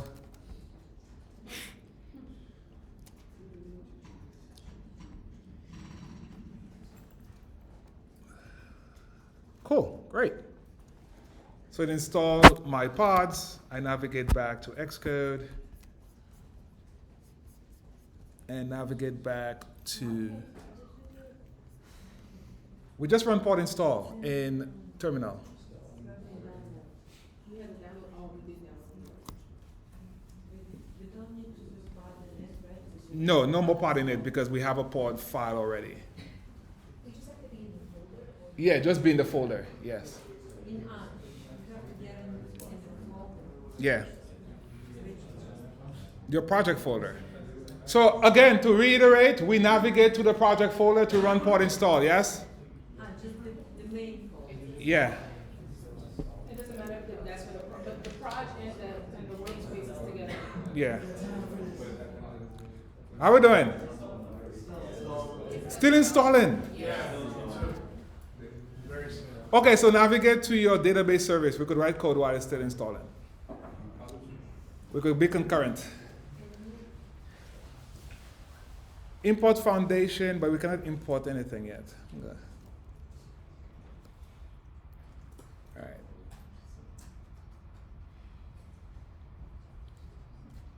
How is everybody's installation happening? Still going? That's line 1. Installing boring as They called it more than Okay, what can we do? We could create a class. We could say database services or database service. While it's still installing, we could do this. Everybody? Public function. Create item. Our item, we should just grab the item. Just pass the item itself. Pass the item, pass the category.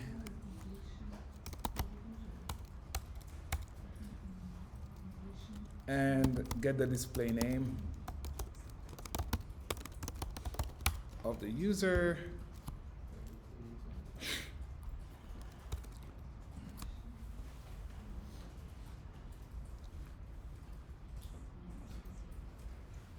How are we doing?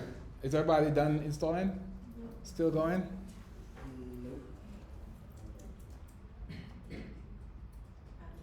Okay, so let's just wrap up and we'll continue tomorrow here. Let's go to Firebase Console. We're gonna come back here. People are still downloading. We're not continuing to type here. Let's go to the Firebase console. Go to console.firebase. In preparation for tomorrow, click on your Firebase project. In preparation for tomorrow, click on your Firebase project. Click on database. Do we see database in the left column? Yes. Click on that. Do we see Cloud Firestore, create database? So as I said before, there's two databases here. There's the real-time database as well, which is older, which is how Firebase started. But the newer and more faster, more improved database is the Cloud Firestore.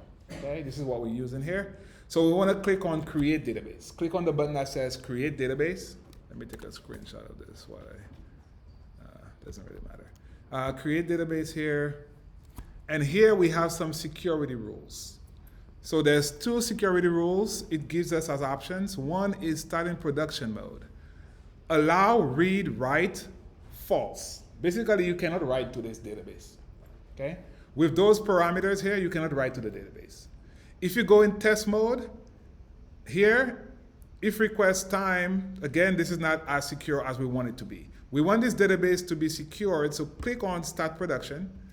Click on next here. It will be start in lock mode. Start in lock mode, yes. We'll edit it.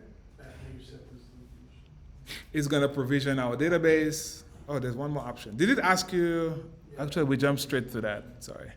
It asks you like, where do you want your database to be hosted? Is it in US Central? Is it US Eastern? Whatever it is. Setting up security rules, that's going. Should I think US Central? So US Central is fine. At that point, you will have a console that looks very similar to mine. Do we all have this console here? Very similar to mine? It's still provisioning. Can I disable it and do it again? Or no? You could disable it. What part are you trying to do again? I didn't see where exactly. You'll have many opportunities to see that again, even in your project you start today. Okay, so right now it's at no. We have to edit it. We'll edit the rules. Okay. Are we done? Is it still provisioning? Is anybody still provisioning? Yours is still provisioning? It's It done? says no. Okay, go to rules. Do we see rules here? Do we all see rules? Click on rules.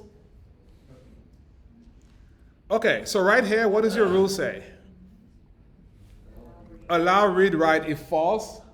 Basically, nobody can write to it or read from it. That's what it says. It's locked, like in lock mode.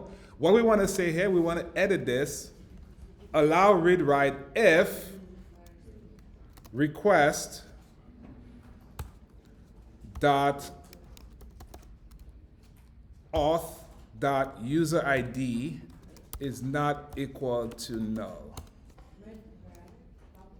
I am on rules. Do you see rules in your database console? It started off here. Sorry, cancel.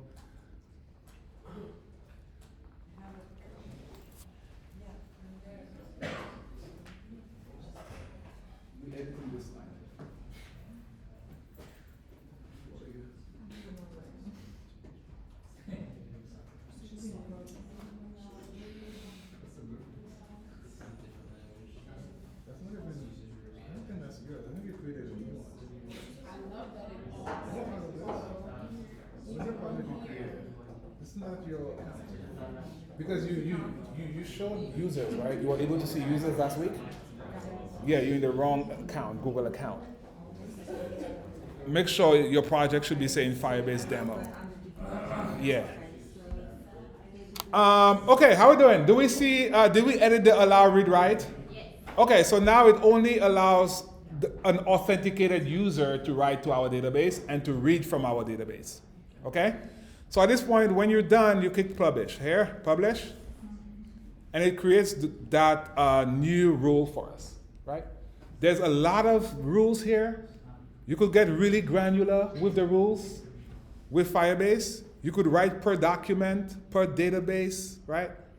But for now, this gives our app the rule such that the user needs to be authenticated. Nobody cannot write to it if they're not authenticated. Authenticated is, did they create an account? Are they logged in with that account? Everybody with me? Cool. So we good here. Tomorrow, when we start tomorrow. Is this how, like, paid accounts, like, free accounts are separated from? Like that, or it depends. It depends on what it is, yes. But at that app, we could model an app such that we show the user items for sale, but if they want to buy an item, then they log into their account. Okay.